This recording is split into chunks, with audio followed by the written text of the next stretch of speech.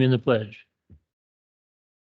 I pledge allegiance to the flag of the United States of America and to the republic for which it stands, one nation, under God, indivisible, with liberty and justice for all.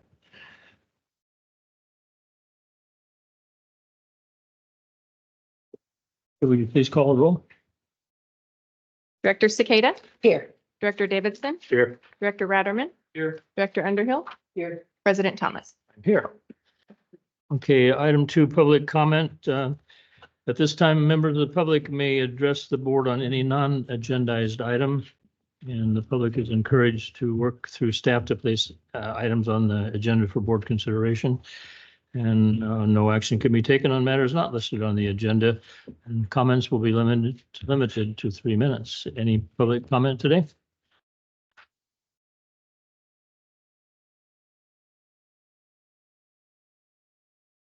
Good afternoon, and thank you. Wanted to share some reactions to the last Francisco, can you identify yourself? Francisco de la Cruz, Valley Springs. Thank you. There's an old saying about doing the same thing over and over again and expecting a different result, showing that you're basically in an insanity world. And we've tried the same thing over and over again with public comments and have gotten not the expected result. In fact, the result was that the comments are now considered complaints instead of recommendations for consideration and suggestions. An example is the requesting of metrics. Despite it being on your strategic plan, we've not seen anything meaningful except for what Damon presented a few weeks ago. There's another common saying about the squeaky wheel gets the grease. And as a result of our squeaks, I think Kelly G's role was accelerated. That position had been open for months, and all of a sudden we started squeaking, and all of a sudden now you've got an external relations manager. We got the tours going. They used to be done. We wanted to learn more about the operations. I think our involvement in the rate case, the Prop 218 study, helped get years 1 and 2 reconsidered from what they were proposed before. And Damon has a first dashboard.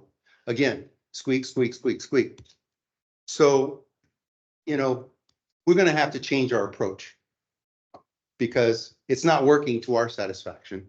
And it's clearly not working to your satisfaction when one of your board members takes offense at our squeaks. So I'll give you an example. Kelly G yesterday provided a scatter diagram of all of the interactions he's done since he's been in the position. And he classified them into various categories of where it would have hit on the strategic plan. Great start, but it doesn't answer the question, so what? What did you learn from that, Kelly? Where are you going to improve? What specific goals are you going to set in place for this year as a result of that activity? Because that's what moves organizations forward. What difference are you going to make going forward that makes it better, more effective, more productive, etc.? Didn't see that. Another example, Kelly R. She presents all this data. One of the questions that keeps coming up, can you classify the calls into categories so we have a general idea of what the customers are complaining about? Well, I'm understaffed or etc. We'll take a look at it, etc. It's been months. You get 43 calls a day. You got 3 people. And those 43 calls only amount to less than 15% of the total time they have on the work schedule. And you can't come up with a tally sheet daily that tallies those 14 calls that you got, hand them in to your supervisor at the end of the week or at the end of the day. And at the end of the month, you can very easily calculate. Now, maybe your call system can handle all that. We don't know, because we don't know what it does, what it can't do. But those are kind of examples of the things that I would expect the board to be asking for, not public comments requesting it. And that's why we're going to change our approach. Thank you. Thank you. Thank you.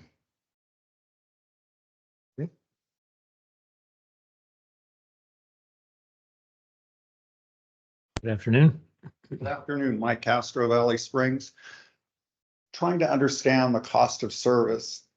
I'm curious, with the 6 water processing plants, what is the cost of water production? Does it vary from plant to plant, or is it a consistent number from plant to plant on what it costs to produce the water? I can't figure out where to find those numbers so I can see what Valley Springs costs versus what the other Copperopolis, your area, I can't think. Ebbets Pass. Ebbets It's Pass, called thank you. Ebbets Pass. Flew out of my head for a second, but I'm just curious, how does it break down? What is the cost of water production in all the treatment facilities? And it was just curiosity on my part. Hopefully somewhere, somehow I'll be able to find those numbers as to what it costs in each of those 6 facilities. Thank you. Thank you.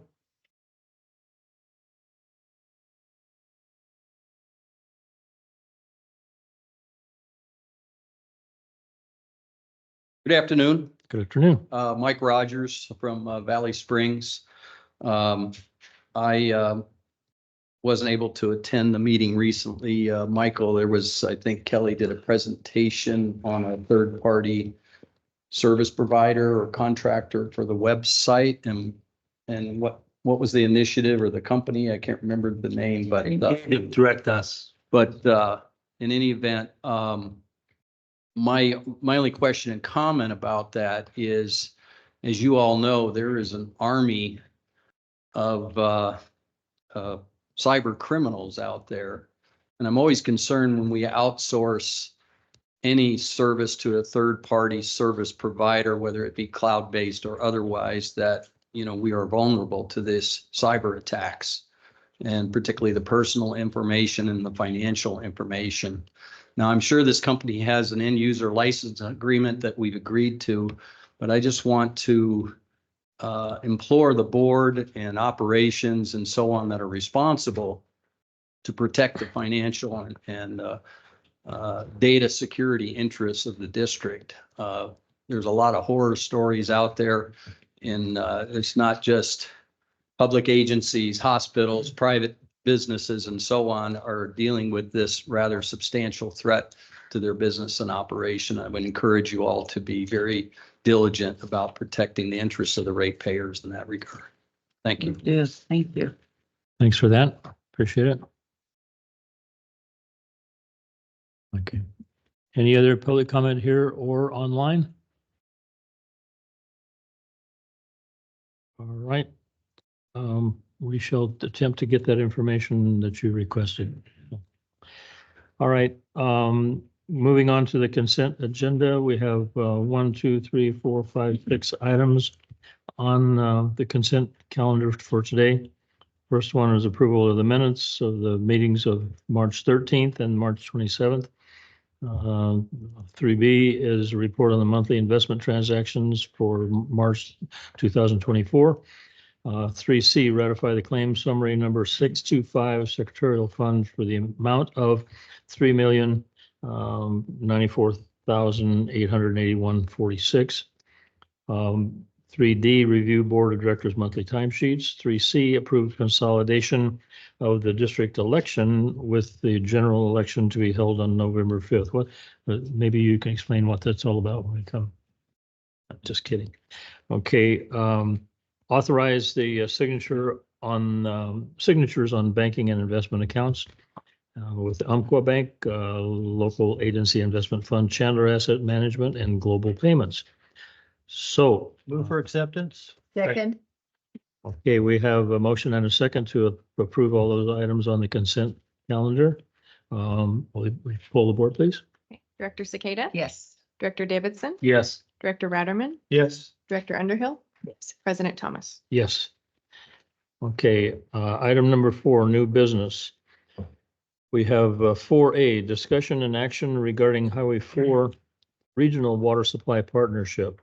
And Michael, you want to explain this item? I'd be happy to. And have to acknowledge Rebecca Callan, the city administrator from Angels Camp here today, Jessica Self, general manager at UPUD here today, Joel Metzger, the general manager at Utica Water and Power, authority here today. So we have the whole, the Highway 4 crew here. We're still working on an acronym or a name that is catchy enough to satisfy everybody. So far, my attempts have failed, but we'll follow up on that. But been having really productive discussions over the last several months. And it's at a point, I think, now where we all agreed it would be great to have our individual agency boards chime in on the direction that the discussions have been going, and make sure that, you know, we have board support for the planning effort that we have in mind. And I think it's an important regional collaboration. It's a really important planning effort that these agencies have all contemplated for many years now. And I think we have the ability and the information to pull together our resources and do a lot of the work ourselves. I suspect we're probably at some point also going to benefit from some outside expertise once we get to that point. But I think initially just, you know, taking a new look at the best way to serve the communities that we all share, and whether or not there are opportunities to do it better than what we're doing right now, and also really kind of in the context of the new challenges that we face, from whether it's from natural disasters or financial. I was going to say financial disasters, but it's not the right word, but you know, the financial challenges that we all face. So I think this is a really positive collaborative effort. And so we wanted to check in with the board on it at this point, though, and see if the board supported the direction we're going in. So other than that, I wasn't going to spend a whole lot of time on it. There was a staff report in the packet, and happy to answer any questions, or if any of you guys have anything to add, feel free to. Can we Feel hear free to chime from in. each of the other members, just get their thoughts? Well, after the boards ask questions, board members have questions on this or comment? I will, if nobody else does. You only but make a go motion ahead. for acceptance? Of course. Well, I move for acceptance. Second. I want to hear from everybody. Well, we still can do that. Well, still yeah, believe it, we'll ask questions now. Okay. Okay, we have a motion and a second, and before the vote, do you have some comment on? Well, Director Cindy Underhill? was first. Okay, Cindy, go ahead. Okay, so when I look at this and I read it, I think for the most part, it's a great idea. I think the Highway 4 group that was established years back worked really well together. However, when I read this and I see CCWD that, Michael, you're already budgeting $100,000 for something that I'm not certain if, one, we have all these CIP projects, how can we come up with $100,000 for something that, you know, are we overreaching, trying to get, trying to get a little bit more involved, more so than what we do right now? So for instance, you know, reading all this, you know, the working together is great. However, you want to ensure that we have water supply. You know, there's some fire mitigation, some other options to get more water available. So a couple of the questions are, when we do that, I believe it's annual or ever so many years, the projected water supply for our area, was the Highway 4 identified as an area that could potentially have, oh my gosh, you know, we're not going to have enough water? I could see maybe a fire, but would that fire hit, you know, up in our area? You know, because we serve Forest Meadows on up, the other districts have it the rest of the way down the corridor. So how does that, how did you determine that this $100,000 investment is the right thing for CCWD to do? Great question. And I mentioned that in the staff report. It's not that we're budgeting $100,000 at this point. I just didn't want, if in the future we come back and say, hey, we think we need some expertise, some outside expertise to assist with this effort, you know, that I didn't at least address that at this point where we are. I think that would be beneficial to help us take, kind of reevaluate, but it's more on the infrastructure side than it is on water supply. It's not necessarily a shortage of water supply as much as it is where might there be strategic interconnections between the distribution systems or different ways to convey water to these communities that are more cost effective than the way we're doing it right now. And that's for each of the agencies that's involved. So we would only go down that path if it's, it's a cost effective approach to the planning effort, and it's going to be beneficial for those communities, but it's not necessarily we're not making $100,000 commitment at this point. Yeah. We're projecting that at some point, we would benefit from some outside expertise to take an objective look at this. But we've discussed cost share. We haven't resolved any of that yet. We're still early enough in the process that we just wanted to check in with the boards to make sure this is a planning effort that the boards support. Well, on your Yeah. report right here, the last sentence says the cost would be included in the budget for the upcoming fiscal year. Right. So once we arrive at a determination as to what we think that planning effort looks like in the next fiscal year, then we would Yeah. incorporate that in the budget. But we're not at this point, it's not that we're putting $100,000 in, the draft budget. However, if we approve this today, let's say that we all adopt this as this is written with this financial, are we saying that, 6 months into it, into our new fiscal year, you folks got together and said, okay, we're going to hire a consultant and now we're going to pay for it. Does it have to come back to the board for approval? It would depend. So if we were to, during the budget process, if we decide not to fund this, the board still has that discretion, during budget approval. If we include funds for any amount towards a planning effort, and the proposal comes in within that amount, then it probably would not have to come back to the board. I certainly wouldn't, I would bring it to the board at least at a minimum as an update, but if it's within the budgeted amount, it's not necessarily back to the board for board approval at that point, assuming it's less than $100,000, which I think it would be. But it wouldn't be without, board consultation at a minimum. We're not going along here. So Cindy, I had the same question, and we talked about that on Monday, because I didn't feel that if we wanted to hire this consulting service, why would CCWD pay for the entire thing? Yeah, so we haven't made any commitments along those Right. lines yet, and so that all remains to be seen, and we can have those discussions during budget development or when we get to a point where we have more specifics on what the planning effort would be. So the other comment along those lines, I think the four of you sitting in this room are very smart and could figure out without hiring a consultant of how you could potentially integrate projects. You also have the IRWM. We're not exactly sure what direction that might be going, but that's another, everybody has these plans that go in the IRWMs, and the purpose of the IRWM was to integrate projects potentially with other agencies. So I think the collaboration is absolutely really important. I would love to support it, but I wouldn't support approving any kind of a dollar amount for a consultant until after you folks came up and say, hey, this is what we'd like to do and this is what we need.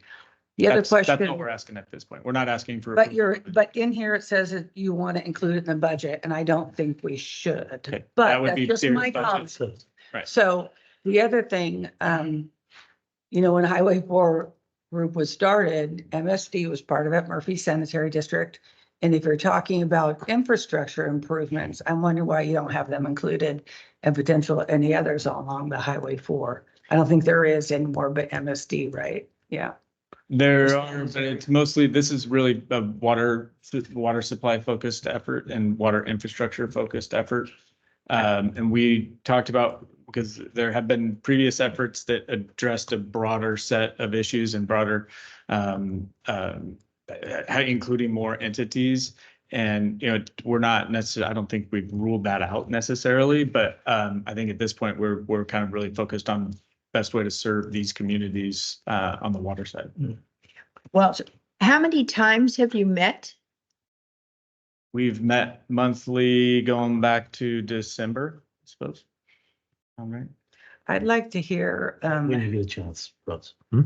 Whenever you get a chance. I'd like to hear from these folks, and I'm kind of curious, have your agencies already have some projects in the works that would benefit, well, obviously benefit your agencies in the water area? I'd like to hear about those. We can ask those when they come forward. Hopefully they can respond, but I'd like to keep the sequence of events here. We got board Okay, so members. one more question. Okay, So in the budget that you're gonna be preparing for us, for me to feel comfortable, could you like maybe have a list in your budget? Here are some items, if we have room in the budget, we'd like to add it.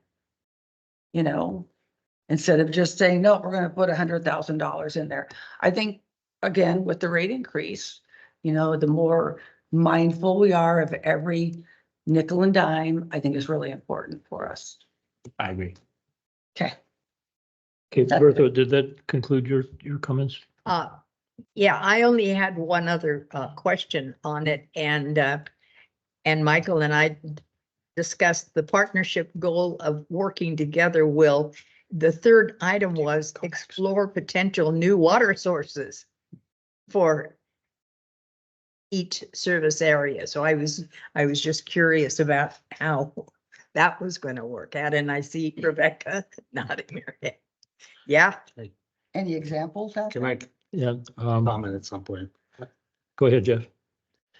Okay, I fully support this effort. I think I want to bring people back, our water rights are definitely under attack. There's no question that the state of California is looking for opportunities to, seize water rights. When I first started on the board, one of my first committees was I was appointed to as a director for the Utica Power Authority. And I recognized early on back then that, that was a pretty fragile system. If you think about the fact that, the city of Angels Camp depends on a wooden box in a canyon, on a canyon or on a cliffside with trees everywhere. It has failed before. It was chaos, absolute chaos. At that time, they were talking about Angels Camp being out of water in 3 days. A well was drilled. It was just maddening. It was terrible. There was no planning. It was all reactive. It caused chaos. It caused lawsuits. What I would hope, and I believe that what we're looking at here is trying to set up some parameters for those disasters, which we know can happen, or the outages or whatever you want to call them.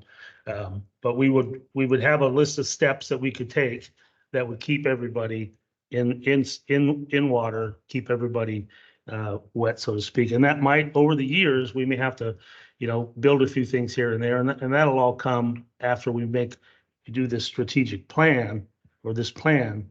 But it's really important, that corridor, the water system there is fragile, up and down the whole thing. And it's something that we really need to take a hard look at.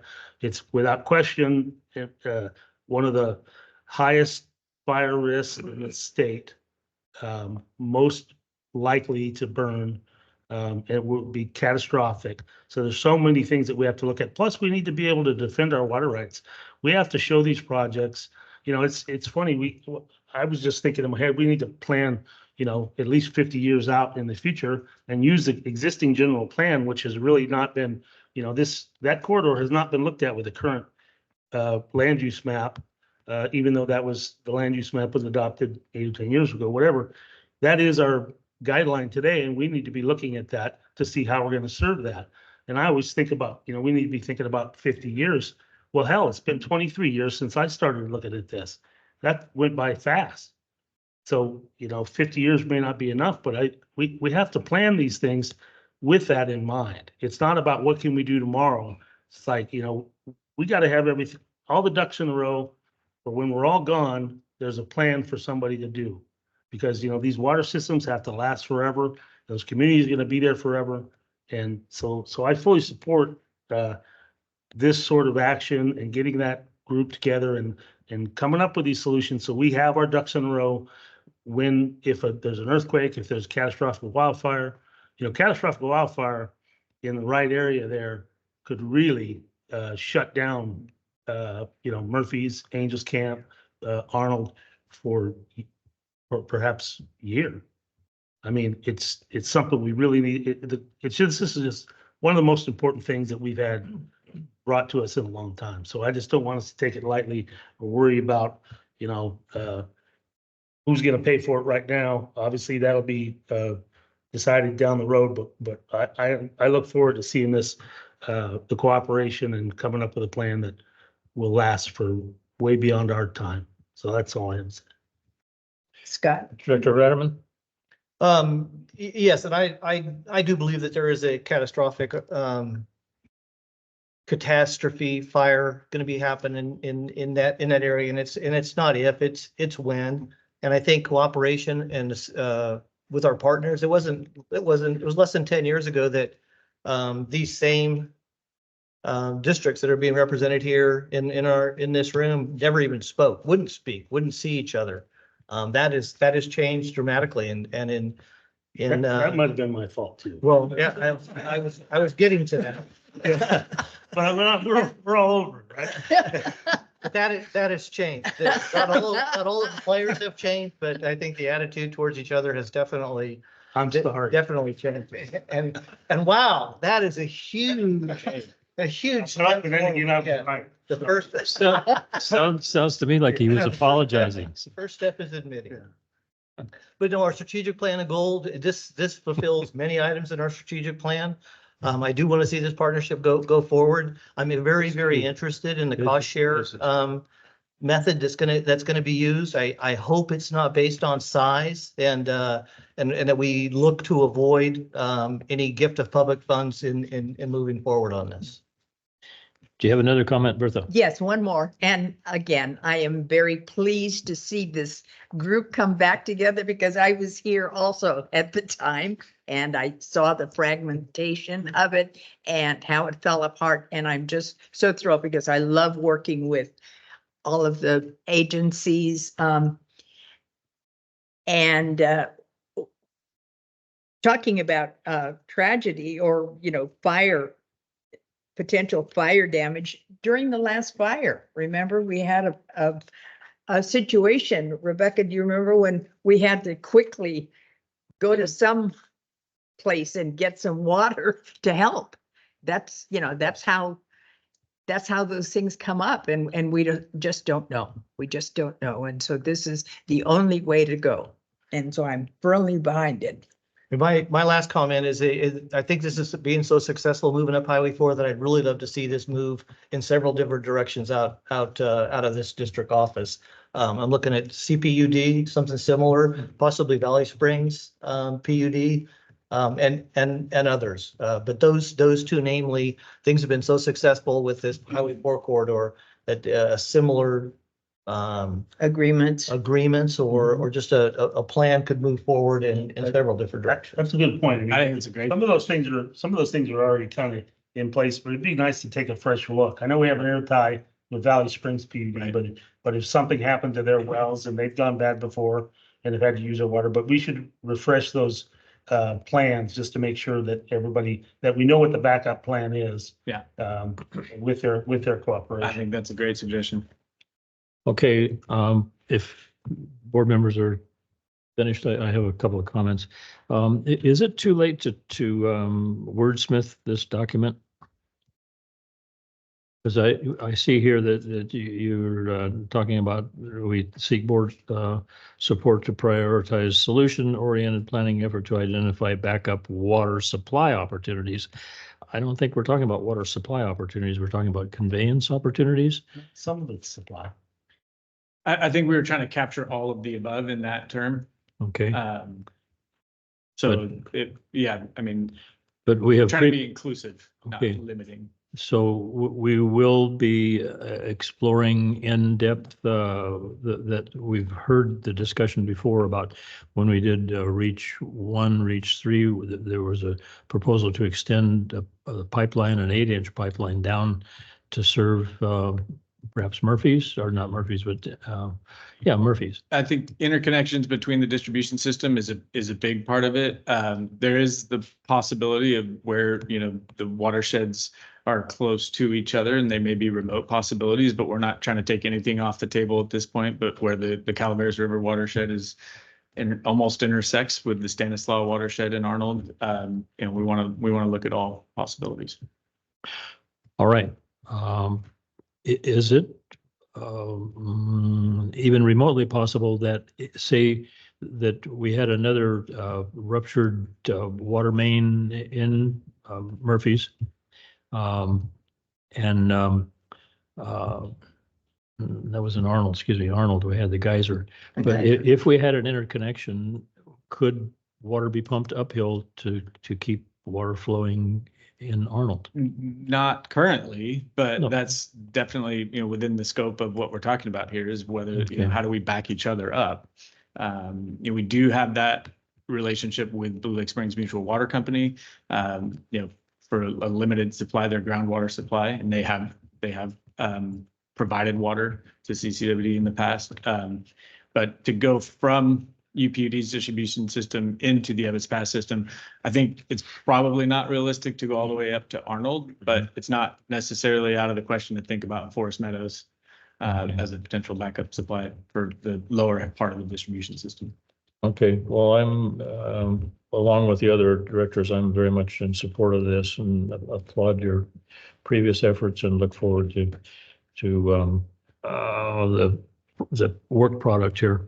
I'm kind of share Cindy's concerns that with the brain trust that we have in this room, that there should be little, if any, work that a consultant would have to put in many hours on this just to maybe verify your conclusions. But anyway, I would like to ask the other partners to come up. Can I make one other comment? Because Sure. I want to support the collaboration. I am concerned about the $100,000.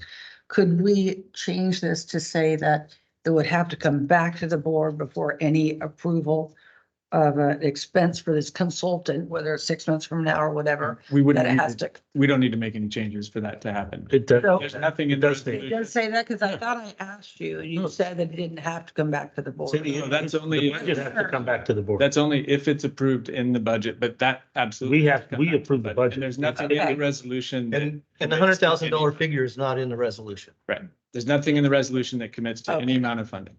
Okay. Okay. All right, Jessica, you want to tell us your thoughts on all this? Thank you for having us here. We're excited to be here. So CCWD, you guys are the first ones to go through this process. Tonight, we have our board meeting. So we'll be presenting the same resolution to our board. I first want to And- say, Excuse me, who do you represent? oh, sorry, Union Public Utility District in Murphy's. Thank you. I first want to say, I know you all know me, but I am 5th generation Calaveras County. My family's been here for over 100 years, and they haven't only been in the county, they've been in living along the Highway 4 corridor the whole time. So this corridor isn't just my community, it's also my heritage. So this is all your fault. Yeah. Okay. And I'm honored to be in the position that I'm in to manage the district and to be part of this group. And I do think that long-term water supply reliability and security is vital to our corridor and to do that on a local level.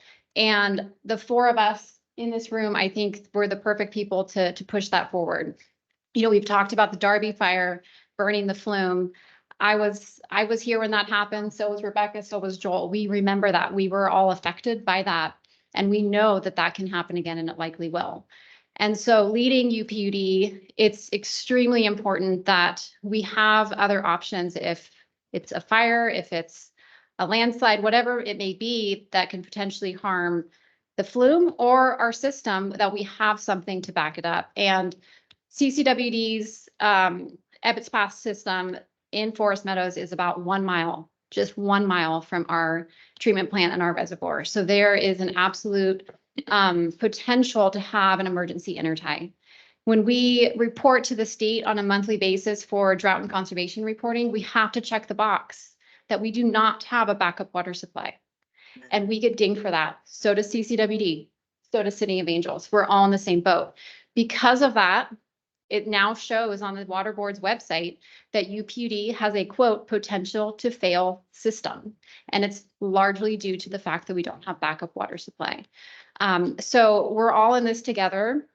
I think that between the 4 agencies, we can find different ways to have some redundancy, have some security, and hopefully lower costs. It's not just about backup water supply, it's about potential ways that we can use new technologies or infrastructure, and that's where this study could potentially be very useful.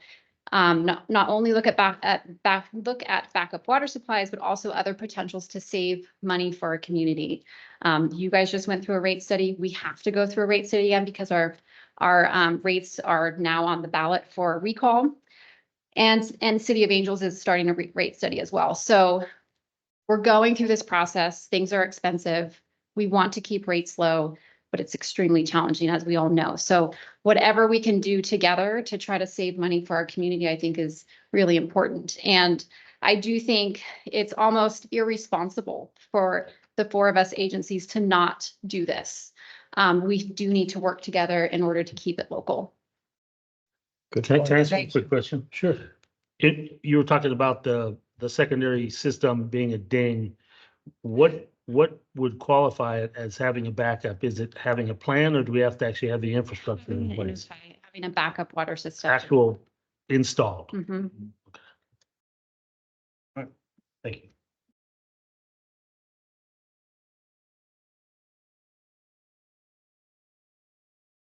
Hello, I am Rebecca Callan. I'm the city administrator for the City of Angels. Good to see all of you.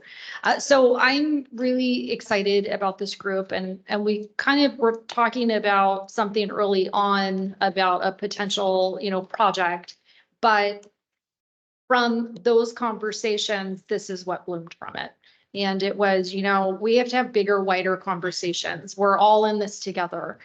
You'll also find nowadays when we are looking at grant opportunities, the state and the feds love collaborative projects. They want to make sure that multiple agencies are benefiting from one venture. And if we're always looking at things in our own, through our own lens, we're missing opportunities. So not only is it going to be more advantageous for us to look at things collaboratively, there's grant opportunities that are going to check the box, that are going to be more probable that we're going to get those grants, which is going to help all of our ratepayers, because the state or the feds are going to help pay for that infrastructure versus our ratepayers having to pay for that. And, for Union and for the City of Angels, we all still remember, we still all have PTSD from the fire and the loss of that water. And as much as each of our agencies have written in our strategic plans, we need to look for alternative sources of water, we really haven't made that effort. And I don't think that any one of us can have those conversations independently, especially along the Highway 4 corridor. And if you think of the Highway 4 corridor, it is much bigger than any of our agencies. That is the economic hub for this entire county. Whether anyone wants to admit that or not, it is. And so we need to make sure that we are ensuring safe and reliable water, drinking water, to all of those communities, because that is the economic driver, period. So, if my city can't provide water, we don't have business, we don't have residents, we don't have anything. Same thing with Murphy's, same thing with Arnold. So it behooves our entire system, whether you're a business, so water agency, anyone to really support, all of us working together in a collaborative way to try to find common solutions. And then just meeting with each other, we acknowledge, yes, water rights are an issue, but if we're saying the same thing, if we're working together, we can secure those water rights going forward. Yeah. And we're working together to save that for future generations. So I think that this is a transformative period for all of our agencies. I'm excited to be working together. I've heard the stories of that not being the case, but I haven't experienced that. So it's been very nice. And I will be bringing this to my city council, our first meeting in May. So we'll be the last ones, but they've known all along that we've been having these conversations and why we're having these conversations. So. I have a question. At one point, when we had this group formed before, we had representation from the county. Have we thought about that at all, or are you talking about it? So not necessarily, they don't have any water. Well, yeah, infrastructure, no, water rights, but still, when you think in terms of we're talking infrastructure and we're just talking all sorts of components, and I think it's very necessary. Or I Well, would I be think advisable. At a certain point, it will be, depending on the direction it goes in. I think right now, one of the things we're trying to be really mindful of, as a few people have mentioned, these agencies have tried this in the past and failed. And so we're trying to be a little bit, mindful of that and how we approach this and not overcomplicating it necessarily from the outset. Really focusing in on water service for these communities initially, and the public agencies that provide that service No. as a starting point. But then I think at a certain point, yes, there will be other stakeholders that'll be involved as well. And I agree wholeheartedly, but I'm just saying, to have them have their ears there. That's all. Mhm. They can't talk, just. Well, especially when it gets to Director Davidson's point in water demand projections and community development projections going forward, that's not our role, right? We're not a land use agency. And so it does require, not just consultation with the planning documents that may or may not be current, but consultation with the county as well. So, yeah. And we are. So, in the case of the city, we have our own land use, we have our own development projections, we have our own, so we're in a unique position from that perspective. So it's very important to the city that we make sure that we have everybody sitting at the table, because we are in the place of development and growth. We can do that. We do have support in doing that, sometimes even more so than the county. So we have a lot of opportunities on the horizon. And so it's vitally important that we ensure that we are protecting every single right that we have, and then also looking forward in case we need more. That's Jeff. I just want to say one thing about the water rights and water supply. It's important, even though CCWD may be the big water rights holder, we hold those rights for the residents of Calaveras County, everybody. And that's the purpose there, that we need to use them to the highest beneficial use of all of our Calaveras County residents, no matter what district they happen to lie in. Or at least that's how I feel, and I think our board feels that way as well. So that's what's important. We have to make sure, in 50 years, maybe too short of a time frame, but we need to be looking at. I am curious, when is the general plan due? Because it seems like, is it? So they adopted 3-4 years ago when the update was finally adopted. And I don't know if I know they're working on individual community plans still, but I don't know that there's a comprehensive update. And they will have to update the housing needs assessment. But outside of that, I think they're probably taking a break for a little while. To Bertha's point, it might be worth checking with Peter just to see where they're at and to tell them what we're doing and see if they have any input in the beginning. But I don't necessarily want them to be there trying to dictate what every little community is doing. They've already made those decisions. Now it's our responsibility to make sure that we can fulfill it. Right. Well, thank you. I appreciate the time. Thank you, Rebecca. Good afternoon, Joel. Good afternoon. I'm Joel Metzger, General Manager of Utica Water and Power Authority. Good to be with you this afternoon. So I also, just as my fellow managers have spoken to, this has been a really good experience to sit down with these agencies and just talk regularly. It's not something that's easy to make time for, but it's been really valuable so far. And I think that there certainly are some planning efforts that we could coordinate on that could really help us with our planning, our safe and reliable water supply and infrastructure projects. These are things that Utica has been thinking about for many years and that we have identified some potential projects for. Certainly, we can't pull those off without CCWD's help. And so I think that's an important thing, is to understand if we move forward with those kind of projects for resilience for our system, what kind of partnerships are available, and is that something that makes sense for all the people at the table? In terms of costs, I know we talked about that a little bit. I can tell you I face a budget deficit every year, and I'm currently trying to close that. And it's difficult to find any extra money for anything. So certainly costs are a real concern for our board.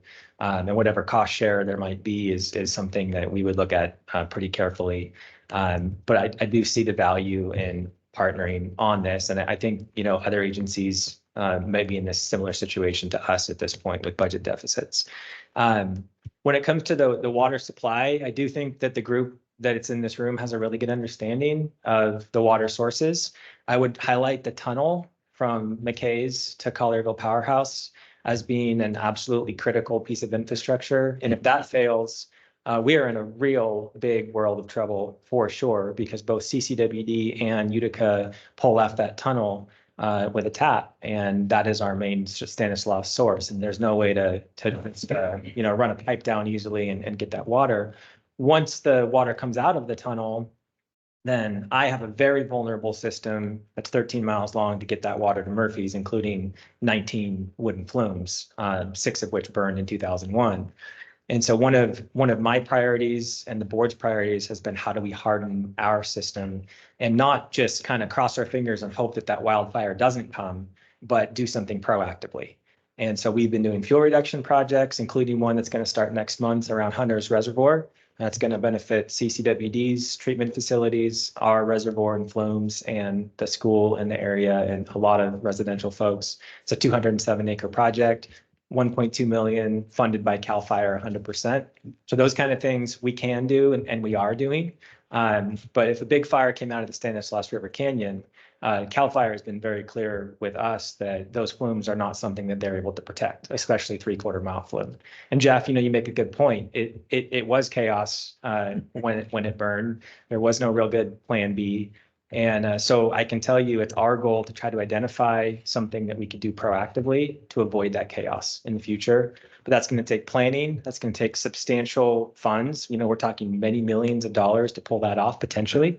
Whether that be a lower tunnel tap, whether that be changing the wood to concrete or metal to make it more resilient to fire, whether it be a pipeline, whether it be an intertie, and there are a lot of different options that we can look at. But I do think we have a good understanding of the water supplies available, the current conveyance that is on the ground, and then how we might be able to tie that in together to increase the resilience and reliability of the systems. So I appreciate CCWD's willingness to partner with us and work with us on this. And just, want this board to know I haven't gone to my board and gotten approval for this yet, but I certainly have sensed that there's support for this partnership. Whatever financial implications the study might bring, that might be something we have to talk about and see how the board feels about that. So appreciate the opportunity. All right. Thank you. Joel, I have one question for you that came up at the IRWM meeting where you made a comment. I think I heard you correctly that changing out the wooden flumes and making them concrete, there's historical rules against that. So what can you elaborate on that? That's not an option? Is that? So all of our flumes they're older than 50 years, they're historical, and we cannot just do anything we want with construction materials. We need to replace them in kind. And so, no, right now I couldn't go out and take 400 feet of wooden flume out and put concrete in. I would need to get that particular section exempted from the State Historic Preservation Office, and I would need to get their permission. And I would also need to mitigate the historical loss of that wooden flume with things like museum exhibits and videos and educational things. And there is a pathway to do that. The challenge with the wooden flumes going to concrete, even if we did get the authorization, is it's just extremely expensive to go from wood to concrete. So unless we had substantial grant funding from FEMA or another source, it's very difficult for us to get there already facing a budget deficit. And even if FEMA funds it, that's 75% of the project generally. Even that 25% is putting a huge burden on the people who are helping support Utica and Angels Camp and UPUD.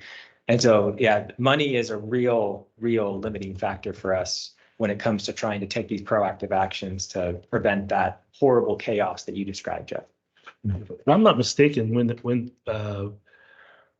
to rebuild those wooden flumes in any other manner other than the way that they were constructed didn't qualify for OES funding back in the day. I don't know if you guys recall that or not, but I feel like that was an issue.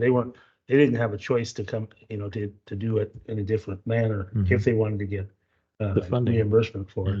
Yeah, you're right. So generally, the reimbursement is for in-kind costs only, and FEMA doesn't generally want to pay for an improvement. But there was the Caldor fire a few years ago, and El Dorado Irrigation District lost some flumes, and they did put concrete back in, and they are working with FEMA on trying to get that covered. And I'm hoping, and they're hoping that actually does go through, but it's been very difficult for them to navigate that process. Were those flumes that were lost, was that part of the historical project as well? And they had to go through the same process of Absolutely. mitigating? Yeah, and so part of the issue, though, the Darby fire was at the time, and things have changed a lot since then, right? But Utica didn't have a local hazard mitigation plan back then, and so that kind of can help be the key that unlocks the door to making more changes. FEMA will be more flexible. Doesn't necessarily mean that you're going to be able to do something different, but you have more flexibility because Utica now has a local hazard mitigation plan. And there were some, they didn't build back in kind exclusively. There is the lower portion of that flume that is, that it has steel I-beams underneath it now. But there was definitely a lot of restrictions on what they could do. I have a suggestion for you to kind of backfill your budget a little bit. That young man from Sonora that was talking about that there might have been a suggestion that he floated down that flume on an inner tube. You should open it up one day a year, like Six Flags. And you'd have thousands of people lining up for that opportunity. So Yeah, I'm just thinking liability there. So I appreciate the suggestion. You're well insured. Don't file that. That's right. liability. Yeah. All that aside, I mean, I think it's important that, nobody wants to talk about the economy of scale here. I mean, how many ratepayers are in the corridor between the three agencies? I think there's 1,700 customers for UPUD and a similar number for the City of Angels. So, I mean, I think hopefully what this thing will determine is, interties, things of that nature. But when we're going to be looking at spreading the cost of those to these small communities, I mean, even if you just want to throw a $10 million figure out there, which is likely, it's going to be significant. And we're going to have to try to, perhaps change, some California legislation. We're going to have to be seeking all the grants, in the world. We may have to, every option might have to be put out there. But I think it's important to eventually talk about the economy of scale of what these projects will create to those small little systems, because it's typical of what we see compared to, when people talk about, our rates versus, city of Stockton. This is a perfect example. You've got small communities, rich in history, that have, so few ratepayers. It's almost impossible for them to pay for the rules and regulations in the state of California. So it's going to be, I'm looking forward to the results, but it's really gonna be something where at some point we gotta fund it. And I think that the water rights component that we've touched on, Utica holds some of the most senior water rights, and the flume and the canals are what allow us to put that onto the land in the form of agriculture. And unless you have that high volume of water, you just can't support the ag that's been developed up and down that corridor. And that's the difficulty is, you might say it's easy just to throw a pipeline in and not use the flume anymore. But if you're going to continue utilizing those water rights and consuming the water in those high volumes and trying to make sure you're putting that to use, there's very few ways to get that down at those volumes without a system that's so vulnerable. And that certainly is a big part of, I think, our future is hanging on to those senior water rights and making sure that we're utilizing them. And I also wanted to note, we do have an intertie with CCWD at Hunters. And so if something were to happen and to the tunnel, we do have Mill Creek coming into Hunters, and CCWD is able to pump that water up. And during tunnel outages, CCWD does use that about once a year. So we do have some interties that are already in place, which is great. And I think like looking for more is certainly a good call. Okay, does that conclude? Just one more comment. Okay. And I have one more comment. Yeah, no. I'm just pleased to think about the knowledge that each of the 4 water districts have.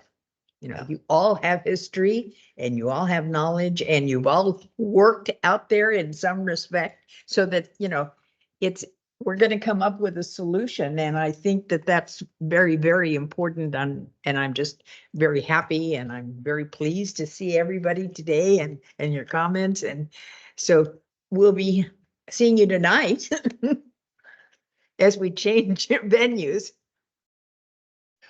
Okay. Thank you. Thank you much. Does that conclude? Yeah. We've heard from the experts here. I'd like to open this up for public comment. Anybody here want to weigh in on this item?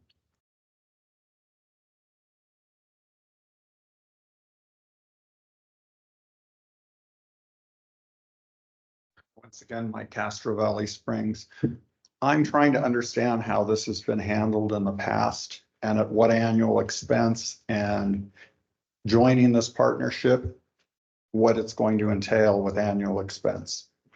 Simple questions. Yeah. And Michael, that's somehow Highway 4 started a long time ago. So it really hasn't been any expenses. Or that true? Director Cicada is suggesting that you might give a broad brush explanation about where the expenses have been incurred in the past. That's my understanding. There haven't been any. Oh, sorry, not an annual expense. If there is, if we do incur any expense for outside assistance, it would be a fixed cost for a one-time cost, but we're not joining a program. We're just, local agencies that are collaborating. Can you give them a little history on Highway 4 group? It's kind of been together for 10 or more years. Right. What? The Highway 4 group, Well, there's been multiple iterations of this. Yeah. So the agencies are connected in, both physically and by community. CCWD was a founding member of the Joint Powers Authority along with UPUD and City of Angels Camp that created the Utica Water and Power Authority. So there's a long history of these agencies working together, and we're, like I said, we're tied at the hip. Okay, any other comments? Anybody online? Okay, we have a motion and a second. Would you please poll the board? Director Cicada, yes. Director Davidson, Yes. Director Ratterman, Yes. Director Underhill, Yes. President Thomas. Yes. All right, moving on to 4B, we have a discussion and action regarding an application and financial requests from or with the state. Pardon? Nothing. They're all. Okay, thank you. Thanks, guys. With the Water Resources Control Board for Arnold Wastewater Treatment Facility Improvements Project. Jeff. Yeah. Jeff's online. Hello, Jeff. Good afternoon, President Thomas and members of the board. This is kind of a timely agenda item following your discussion about the Highway 4 corridor. And I want to echo Director Davidson's comments about we just don't have the ratepayer base to support the improvements we need. In this case, it's on the sewer side, and it's the Arnold Wastewater Treatment Plant facility improvements. And we just don't have the customer base to be able to pay for a $9.2 million project.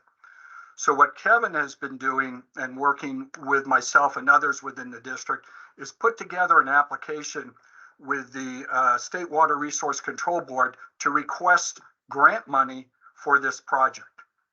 The State Water Resource Control Board, their funds are limited. So what they do is they look at a number of factors, one being a disadvantaged community. And the area in Arnold that is being served by this wastewater treatment plant does qualify as a disadvantaged community. I don't know if Kevin is there in the room. He can probably speak better to the project itself. I'm looking more at the financial aspects of it. But this is a project that we were looking at for several years since I came back. And funding is a key issue here. We don't have the rates to do it. We did take out a loan recently, but there's not enough proceeds in that loan to be able to pay for this project. So what Kevin has been doing is working with the State Water Resource Control Board to acquire clean water state revolving funds for this project. What this application requires is your board adopting a resolution that's attached to this staff report.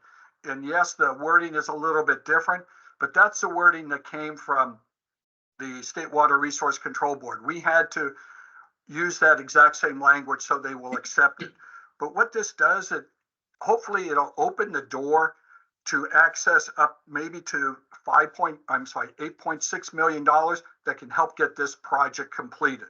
And I'd like to turn it over to Kevin to kind of talk about the project, and maybe he can explain a little bit more on the engineering steps, where we are within the process. Thank you. Yeah, so this is the Arnold Secondary Clarifier project that HydroScience designed over the last couple of years. We're at 100% design on the project, and then we were looking at alternative funding options for this project when we found out that it was a disadvantaged community. So there's 4 parts to this application. One's the financial document that has to go in with the initial application, the general, the engineer's report, which HydroScience is writing the summary for us on that, and then this is a category exempt project because it's our existing facility, but we still have, because there's federal funds used with the Clean Water State Revolving Fund, they require cross-cutting environmental studies to be done. So we got Dewberry's work for HydroScience doing that package. So we're hoping to get this into the Clean Water State Revolving Fund within the next couple of weeks. So that's why I take to the board because they want to see a copy of this resolution. Excuse me, is the project being shovel ready? Does that carry a lot of weight? Yeah, if they want to get some money out the door quickly, it helps to have a project that's shovel ready. They've had some cuts recently to the Clean Water State Revolving Fund budget, just because the state's in financial difficulty. So they're looking at projects that are, first of all, disadvantaged communities, and they're looking, secondly, for projects that have violations, which we don't have. I think we only have one at that location. So we're kind of at a disadvantage at that particular item. Can we get another one here?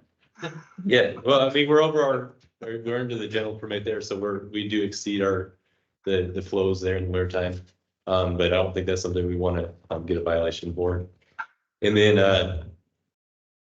yeah, so that's where we're at. This program's the same one that funded the West Point consolidation project. So we were successful there. So hopefully we'll be just as successful with this project. If we're looking at what the revolving fund is doing right now, what are the what is the local match that they're using in generally? It could be up to 100% because it's a disadvantaged community. So it could be fully grant funded. But right now, with them not having as much money, what are they, if they are accepting projects and taking on in this program, do we have any idea and looking at what they're doing as to what percentage they're using these days? Yeah, we've talked to the State Water Board, and they just kind of they won't give you much on that, but I mean, they have a bunch of different financing options as far as low interest, negative interest loans and stuff too, on top of their grant opportunities. So I know that we were looking at a second loan here soon. So, I mean, that could be one avenue is a negative interest loan with them, but obviously the grant will be the reason we're applying for this. Okay, Cindy, go ahead. So on these types of grants, I know that, for instance, at MSD, we are allowed to get X amount of funds, per our district. And I'm wondering, is it per district or community? So for instance, with, we have the grant with West Point. Would the state look at it like it's district wide or community? So it's different source of funding. That was CR, yeah. IRWM, right? DWR grant, No, No, the that was MSD, it was this grant. SRF. Yeah. So this is a So- project specific application that they're. Okay, and per community, not as the district as a whole. Right. And they said district to us because we only had the one spot. And so I Right. was gonna ask, if you had an idea that, how much the grant would pay for, and its potential of 100%, you said. Yeah, you could pay up to 100% for the Yeah, we won't know until after they look at all your application, and they'll tell you what the. Yeah, and it could be that postponed for a year, because they have this funding fiscal year ends in July, so we try and get in before that point, so Okay. um, And it could then go a whole nother year before they can afford the money. the big question, where does this project fall in our CIP? Is it a part of the rate increase CIP? It Or is. is it in the CIP we're gonna talk about? It was included all along as one of our highest priority projects. Perfect. I'm good, thank you. And we have the funds to pay Hydroscience and Dewberry. Yeah, we had funds set aside for that design portion within the budget that we had set aside right this year. Okay, Yeah, they, the chair entertains a motion on this item. I'll make a motion. Second.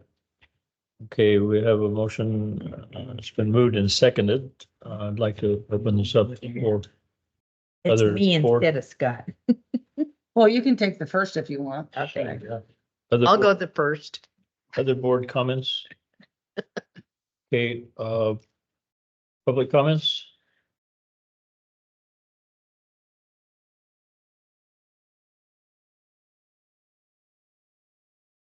Thank you. Mike Rogers again from Valley Springs. Cindy, thanks for asking that question about the CIP list, because that was at the top of my list as well. And so I'm glad to see that you connected the dots there. So my question is, as I look back at that list of CIP projects related to the cost of service study that was in the September document that I have back there in my binder, as we seek these grant opportunities for projects like this, and I can see $8.5 million is, fairly significant. Is there opportunities there for any rate relief for ratepayers because the cost of service study talked about, the availability of funds, and you couldn't project, achieving success with grant opportunities. So, but as we are successful, hopefully we will be with this particular project. Is there an opportunity for some rate relief as the cost of service study outlined, say in years 2, 3, or 4, if we're successful, not just with this project, but any of these other projects in general? What's the plan there if we are successful with this or others? I mean, I can just respond really briefly that I think it's important to keep in mind that the rate schedule that was adopted did not fund the CIP. So it was partly based on the fact that we would go out and be successful in bringing in grant funds to fully fund the CIP that was included in the 5-year financial plan. And especially in years 4 and 5, where the funding's not there. So absolutely, if we get to a point where we brought in enough outside funding, we would be thrilled to be in the position to be able to do that. But right now, we're just trying to fund the 5-year. As I understood, the 5-year plan though was based on achieving the the benchmark and reserves so that we could qualify for loans and things like that. You're saying you, The rate schedule that was adopted was reduced, especially in years 4 and 5, so that it did not fully fund the 5-year Right. CIP. So recall. it was based on us being successful in bringing in outside sources of funding so that we can fully fund that. And then if we can go above and beyond that, we have to look at what else has been deferred and what circumstances have changed over that period of time. But yeah, like I said, absolutely, we'd love to be in that position. I'd like to add to that. The first 3 years of the rates do not fund all the projects. But I think the board, in their discussion over that period, we just basically put a placeholder in years 4 and 5. And if by some miracle, the state does get flush with cash, because right now they're in a giant deficit. So most of the state grants that we want to go out and seek are going to be highly competitive and not as likely as they were a year and a half ago before the state said that they had this huge giant deficit. It also included the fact when we were talking about what we'll do in years 3 and 4, we can always reduce it. We can't go higher without having new rate studies. So the board can make a reduction at any time in the rates if our projects come in under cost. We've had one project that came in maybe 10% under cost, but I'm looking at the grants that are available, particularly from the state. It looks like they're going to not be as available as we had hoped they were, because we're very successful at that. So there's a bunch of factors that'll come into that play, but the board can always reduce the rates if we can justify that a combination of things. It's not just one project that's gonna make us or break us. It's gonna be a general trend of things. And I just put $174 worth of gas in my old Dodge today. So I think the short little thing of lower prices and construction materials and construction costs that we had over the course of the last 6 months, I think that's going to be over for this summer. So we're going to be right back up at that higher construction cost stuff. So it's trending. I wouldn't say as expected. I'd say because of the state's deficit, it's probably trending worse than we had hoped.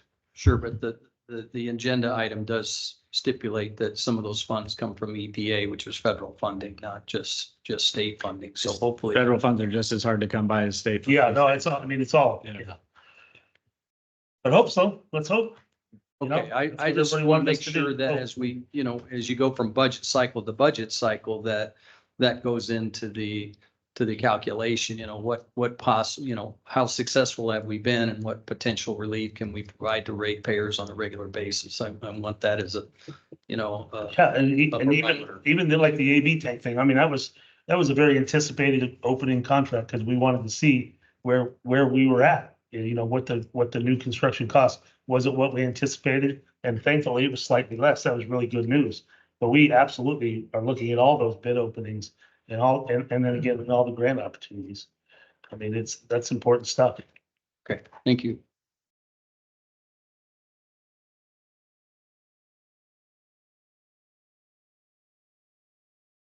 Mike Castro, Valley Springs. I got a little confused in there. The gentleman in his office, he referenced about a 9.2 million project cost, and the documentation shows under 8.6 million. And I got lost, or where's the other money come from? President Thomas, can I respond to that? I was hoping you would. Yes. To date, we have spent a little over $600,000 in engineering costs, and those funds have been paid by Capital R&R and Arnold Wastewater expansion funds. So we have funded the engineering and environmental costs in-house. We are looking for construction funding. So your construction budget is the 8.591 million.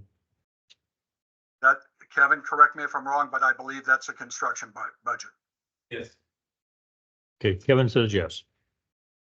Does that answer your question? Okay. All right, any further public comment?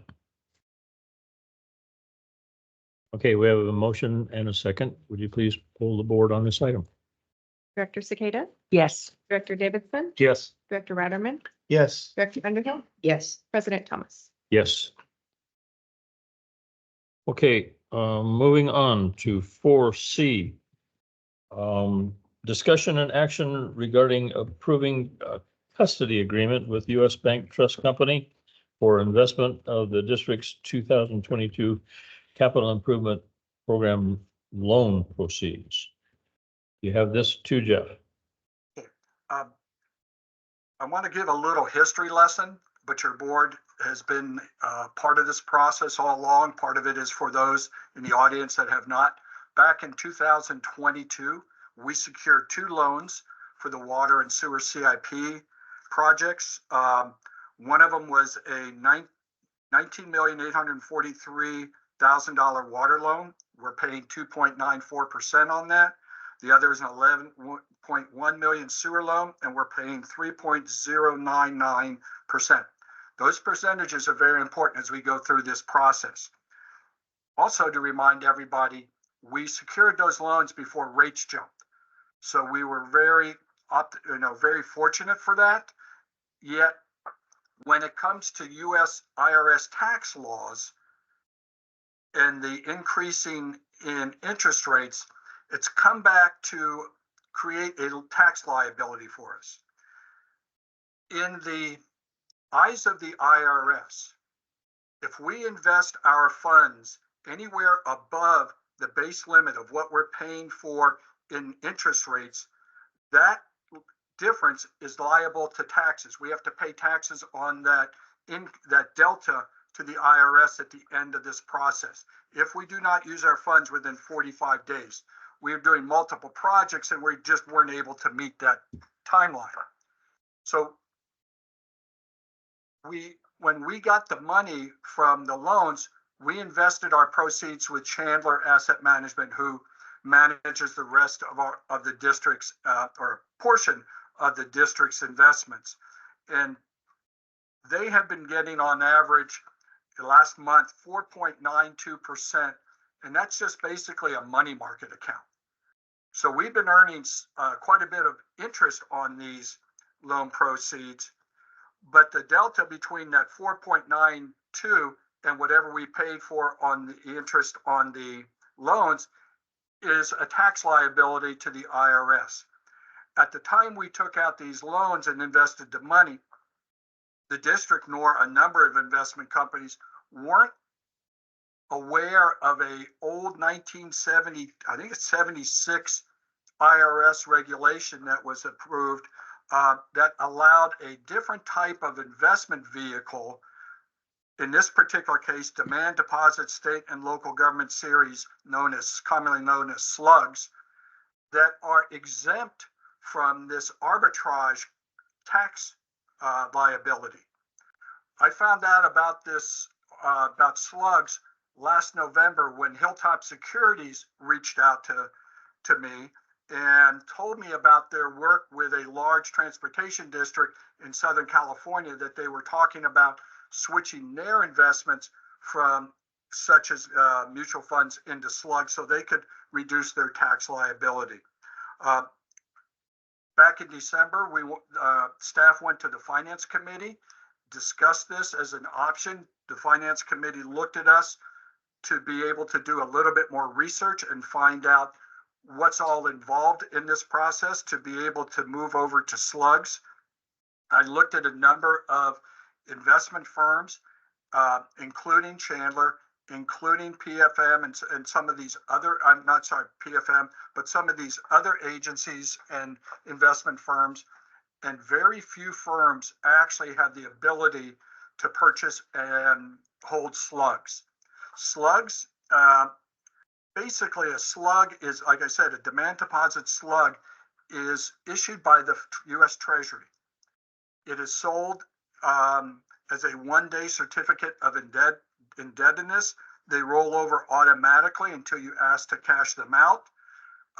They're based on the average yield on the recent auction of the 13-week Treasury bills. Right now, that's at 4.18%.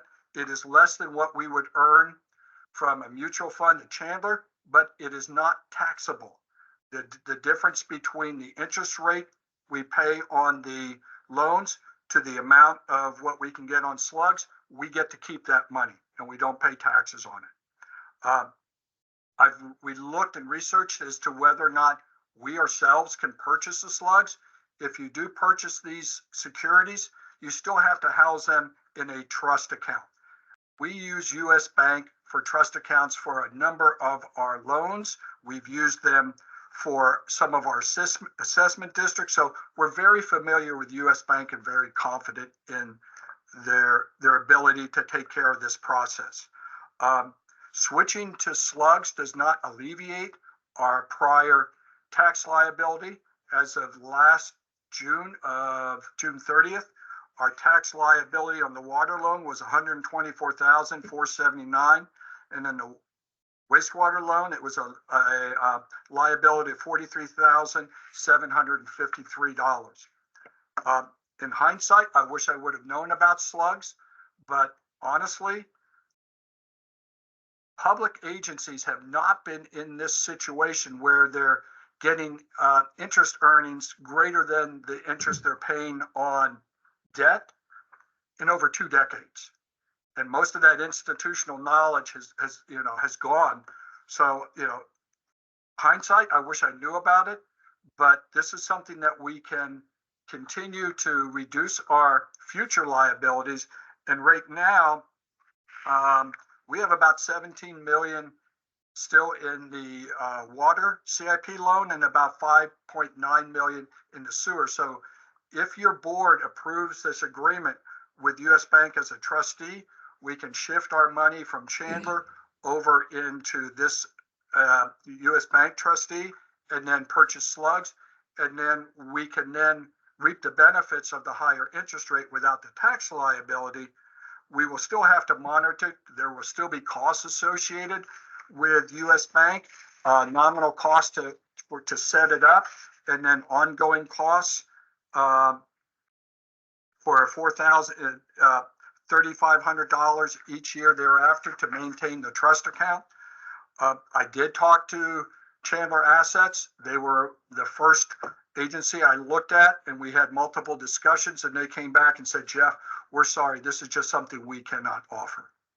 So staff is recommending your board adopt this custody agreement with US Bank so we can maximize our proceeds from the 2 CIP loans. Director Rademan has a question for you.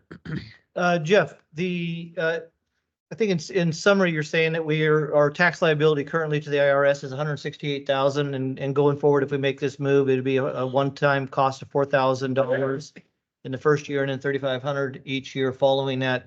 What is the tax liability that we're saving? That's the number. If we don't do this, if we by not doing this before, we incur a $168,000 bill. If we don't do it now, what will our future tax liability approximately be for the next couple of years? 3 times that. Good question. In looking at it, Probably more than $3,500 a year, I'm guessing. Yes, very much so. Okay. Our liability, our arbitrage report is done once a year, and I'm anticipating if we did nothing this year, it would be similar to that $160,000 in tax liability, and that number would dwindle over time because we're drawing down our resources, but it could be significant. We are setting aside money to pay for that, but that's less money we'd have in our pocket to put in towards our CIP program. Well, I'm disappointed that you don't have the IRS code all memorized and understand all of it. But had we done, I wish we had done this before, but I'd like to make a motion that we proceed at this time. We have a motion. Second. Okay, moved and seconded. Board members have any further questions? I just have a comment. It's just ironic that, inflation is hovering around 6. So we're actually losing money. We're losing value on this money, but we're having to pay tax on it. It just astounds me. Anyway, that's all I have to say. Any other questions? Jeff, this tax is arrived at by applying a particular interest rate, but what is that interest rate, do you think? Do you have any idea? The, The interest, in terms of the water loan, we're paying 2.9% on the water loan. well, And- I know. But, Okay. and the differential, just make it easy, we're paying 2% and we're earning 4%, so it's a 2% difference. If you have $20 million, the interest that we would accumulate under, what was my understanding, we had reports continuously that, oh, look how wise we are, we're making money on the money we borrowed. But is the $168,000 just to give back what that 2% differential amounts to? Or Yes. In reality, very simply, the answer is yes. okay. Well, I was hoping that there would be a little bit of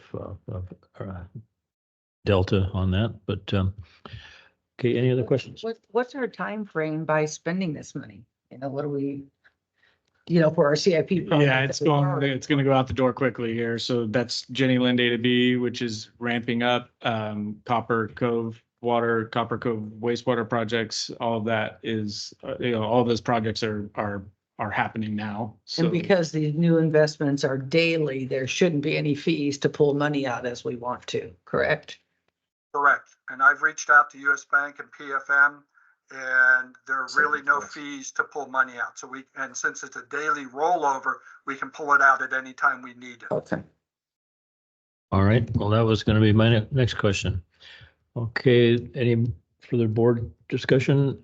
If not, any public comments on this item? Nobody online? Okay, so with the motion in the second, would you please poll the board on this item? Director Cicada, Yes. Director Davidson, yes. Director Ratterman, Yes. Director Underhill, Yes. President Thomas. Yes. Thank you, board. Thank you, Jeff. Okay, That's a big one. big one, big one. Okay, this item 4D, the review of the fiscal year 24-25 District 5-year capital improvement program. I suspect that might take a few minutes. I'd like to take a 5-minute break before we jump into that. Okay.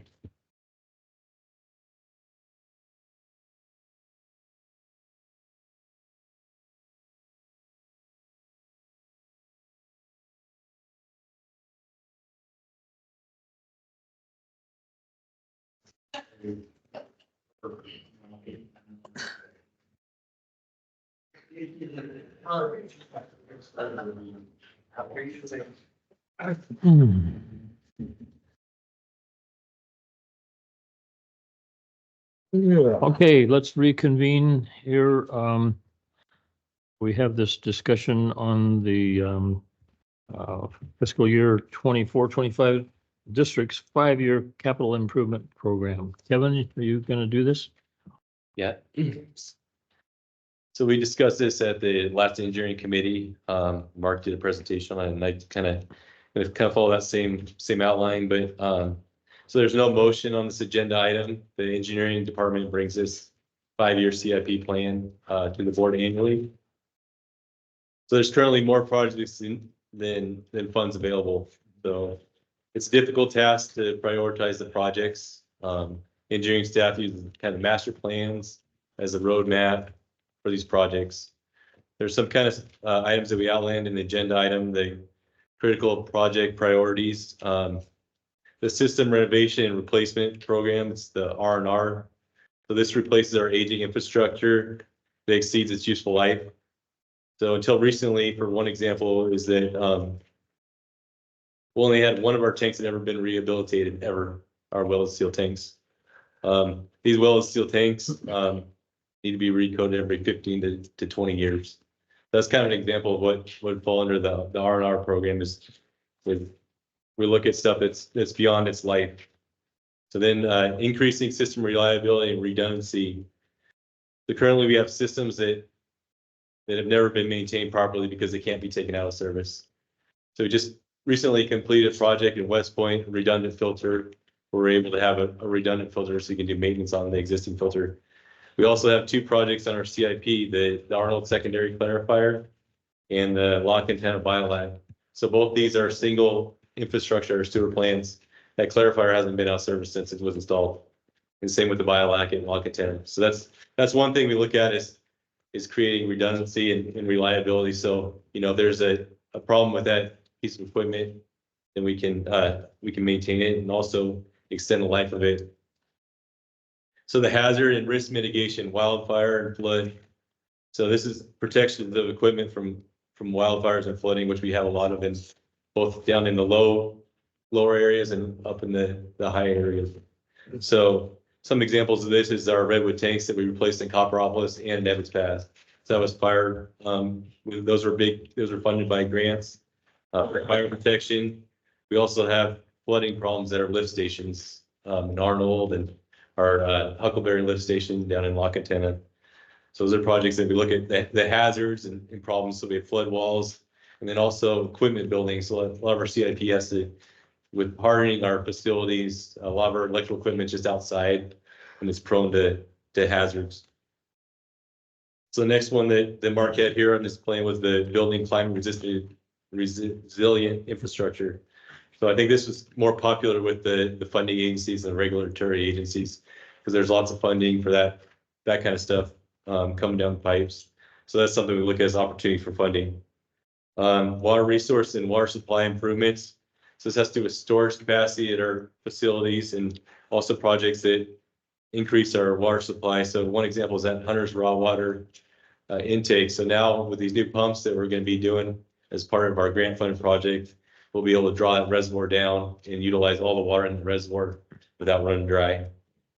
And then also the Bummerville Reservoir, we have an opportunity that we're working with Cal OES on raising that dam for supply. Permits and regulatory compliance. This is like disinfection byproducts. We got a lot of problem with that especially in our Evans Pass area. So one of the projects was replacing the redwood tanks that created disinfection byproducts. That was driven by that. And then controlling water age with these pump stations and stuff that we're looking at building up in Arnold, where we can actually get flows to raise and lower the levels of our tanks so we can maintain our water age. The next one is we're addressing worker safety. So this one, our lift station project in Copperopolis. Right now, those are dangerous dry cans that the employees have to climb down into to maintain that equipment. So part of that project was not only keeping the flows away from Lake Tolek, but it was also worker safety. And then a lot of our other projects, Arnold, Lock Antenna, we have arc flash problems in our buildings and stuff. So that's dangerous. Larkspur pump stations on our CIP for that same reason. So that's kind of the items that we look at when we're addressing projects and picking the projects that need to be most prioritized on our CIP. So we're currently pursuing grants for projects that are underfunded or not funded in the CIP. So many of these projects, there's a list of them in the agenda item that were taken off our CIP during the last rate increase. They're really critical projects and they need to happen, but we just didn't have the ability to fund them. So Can I ask one quick question on your list in here? These are the ones that are currently included in the rate increase, right? no, these are ones that came off Oh, these are ones that I'm- are not currently in the CIP, but well, but on the spreadsheet, most of though, them are. right? Yeah, these are films that are not funded. Some are on CIP, but not funded.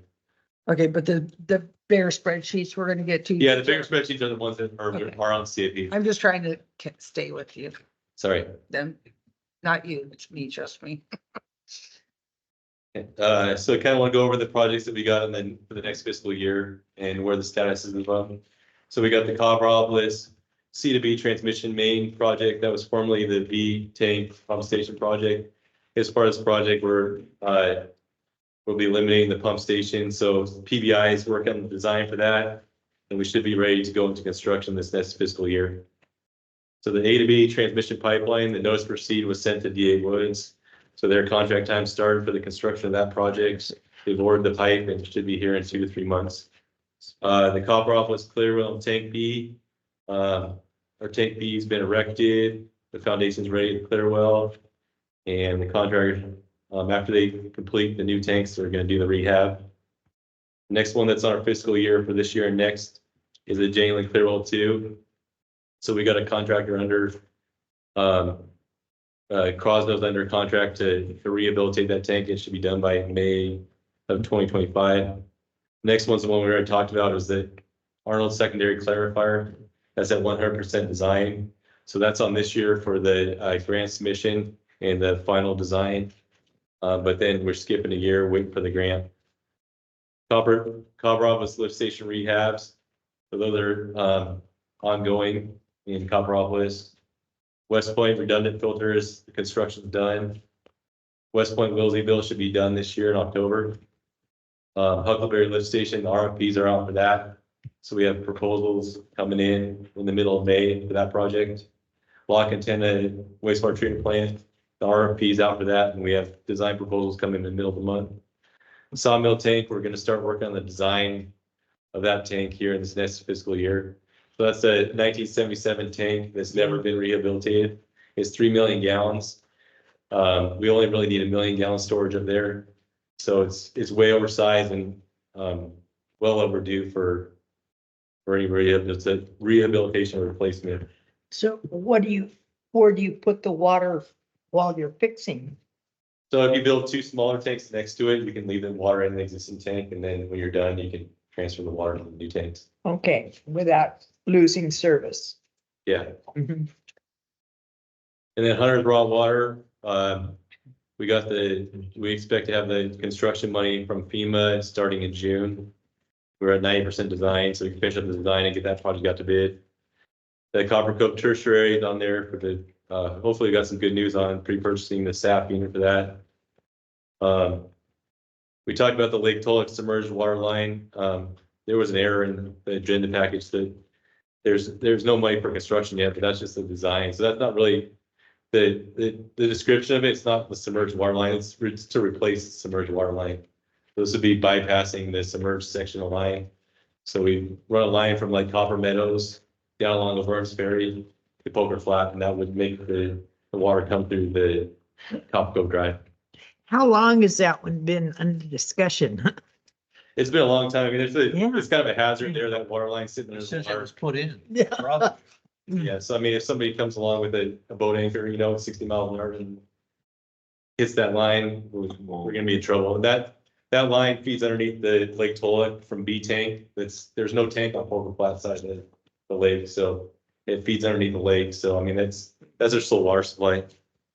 Kevin, then I have a hard time visualizing it, a water line just simply laying on the bottom. The level of Lake Tulloch goes down substantially, and this is, the crossing is up in a cove.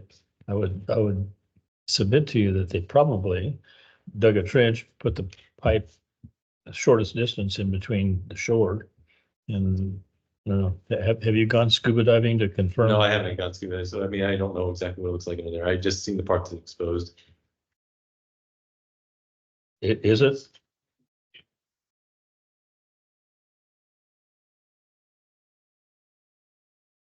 Tank is really low. You can see there's a kind of a final valve cluster that's usually underwater. And then just beyond that, you can see the top of the ductile pipe kind of out in the waterway. But that's usually what's once every 5 years when they draw the lake down significantly. And you can see that. So did I understand him to say that you're gonna go all the way from Copper Meadows down? I think that's an around? option, But but an option for there's a report that PBI completed on the intertie. It was out an option. We haven't studied the flows all the way through Copper Cove Drive to see if that would be enough to feed it. But their proposal is based on going from Copper, across from the IGA over there and going down to Burns Ferry Road, but they just paved down to Poker Flat. Well, I hope that when you're looking at that you size it larger than the pipe that's going underneath the reservoir. Yeah, I think they said a 12-inch It was a 12-inch PVC pipe is what they, Okay, what they, yes, sounds good. All right, continue. so that's all the kind of projects, that's a long list of projects that are in the works, actually in either design or construction right now. So you can see we got a lot going on. I think we just, Davidson made a comment in the engineering committee about looking back on what we've done for the last 10 years. And I think we went back 15 years and 37 projects. So there was just a ton of stuff happening in this district here. So they're just When are we gonna get to see that? I'm working with Kelly on it. So we're kind of So there's short-staffed. 37 projects. 37 CIP projects and since 2007. And do you have a dollar amount on those? Yeah, I think you had an initial dollar amount that was in during the rate study. What was it? Yeah, we don't have the dollar amount going back that far. Okay, Like I said, I still want to I want to find out what our percentage of budget, what our infrastructure improvements per percentage of budget. I've been asking for that for a while now. yeah, so we're working on that. So we'll get that. We're hoping to have by the next engineering committee have something put together. So basically after we look at this, then finance is gonna put together the budget for the next fiscal year, 24-25, and bring that to the board, and that's what would be adopted or otherwise. So the water projects, so all the water projects are funded for the 5-year CIP. If we do the proposed loan number 2, in year 6 through 10, we've got significant shortfalls on the prediction, but that'd be past the end of this 5-year term. So wastewater is a different story. Yeah. So the 5-year CIP assumes that we have 100% funding for the Arnold secondary clarifier and wastewater treatment plants improvements. And then all the other projects are funded only for the first 2 years of the 5-year CIP. So we need to figure out the other 3 years when we get to that point, I guess, or so working. So in the packet here, you have the cash flows and the projected CIPs for the next 5 years for all the projects that we have outlined. So I just kind of opened up if there's questions. Yeah, are you talking about the figures that are on page 23? Or the revised page 23? Yeah. Yeah, so we have so we went through and divided up we kind of changed in the past. We had it kind of organized differently, but I guess there was, we kind of organized it more by, kind of went by Arnold, Copper Cove, Block Antenna, West Point, and then others. So that was more in line with what the recommendations from the board was on how to organize it. So, yeah. Excuse me, where are we rehabilitating tanks? So we have, so there's multiple tanks that have to be rehabilitated. We talked about Sawmill, and then we have the ABC tanks in Jayland. Oh, And then okay. we have tanks in Copper rehabilitating right now. And then we have the Clarewell Hunters that will need to be rehabilitated. It's not on the first section here, but there's quite a few tanks that, and then we have Wallace tanks that are in really bad shape too. So there's How many? to do the tanks right, we have to, it's a lot of work because most of our tanks only have one tank at the site and they're very big. So in order to rehabilitate it, you're setting up massive temporary tanks Yeah. to supply the water to that zone. So we have to set it up and then, so it gets pretty expensive to do that work.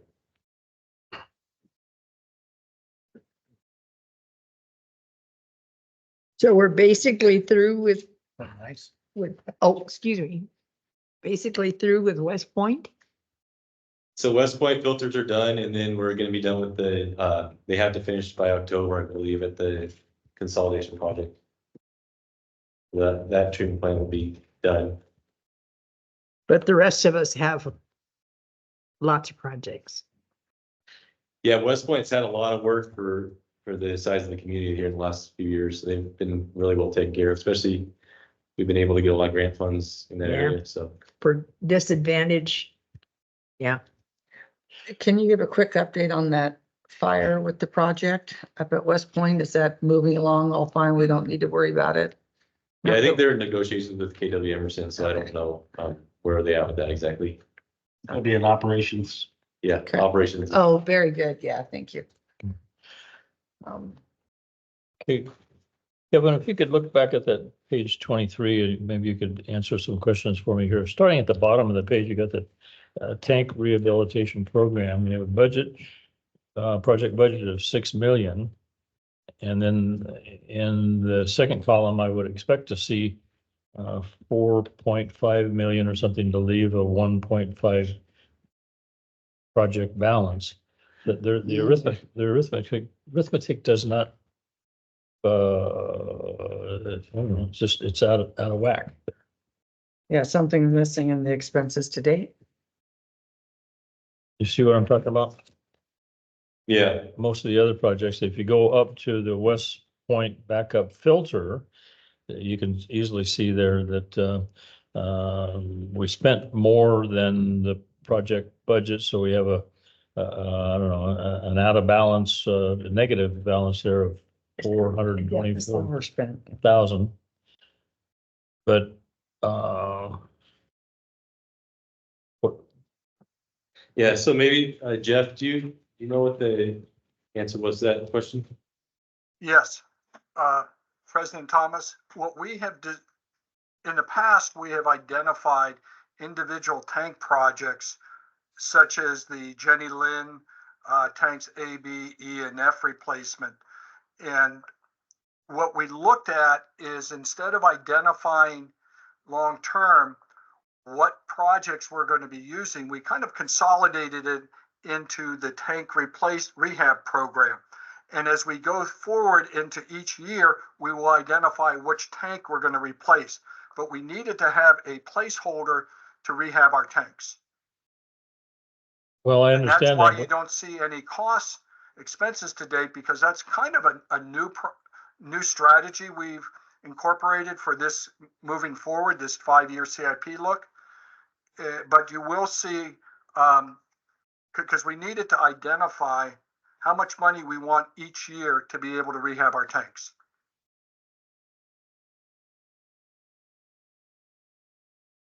Well, I think we were gonna try to get to economy of scale where we don't just do one tank at a time. And with Sawmill, they're rebuilding new ones, so that's a little bit different. But the rehab, you can have a company that comes in, that's what they specialize in, rehabbing tanks. So it'd be a kind of like continuously year over year type operation. well, Jeff, what I'm struggling with here is just why I don't understand, why I can't understand virtually all of the figures above that tank rehabilitation or rehabilitation issue. You have a budget, you have expenses to date, and a project balance. But on this one, there's a $6 million budgeted amount and nothing expenses to date, and the project balance of 1,500,000. I think that is a mistake on my part. It should be a project balance of 0. I mean, so the project balance should be 6 million. My apologies. Oh, Okay. gotcha. Okay. That That fixes it. answers my question.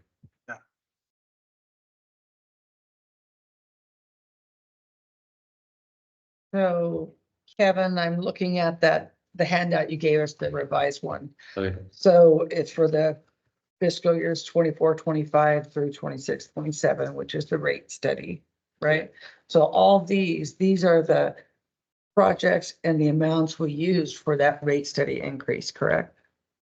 Yeah, I think there were some minor changes. We did a comparison and there was a couple of things where we moved up a year because we didn't have any money for the design. We couldn't spend like $4 million in the first year because we needed a little bit of money the year before to to give us enough time to get the design done, so we put out the bid.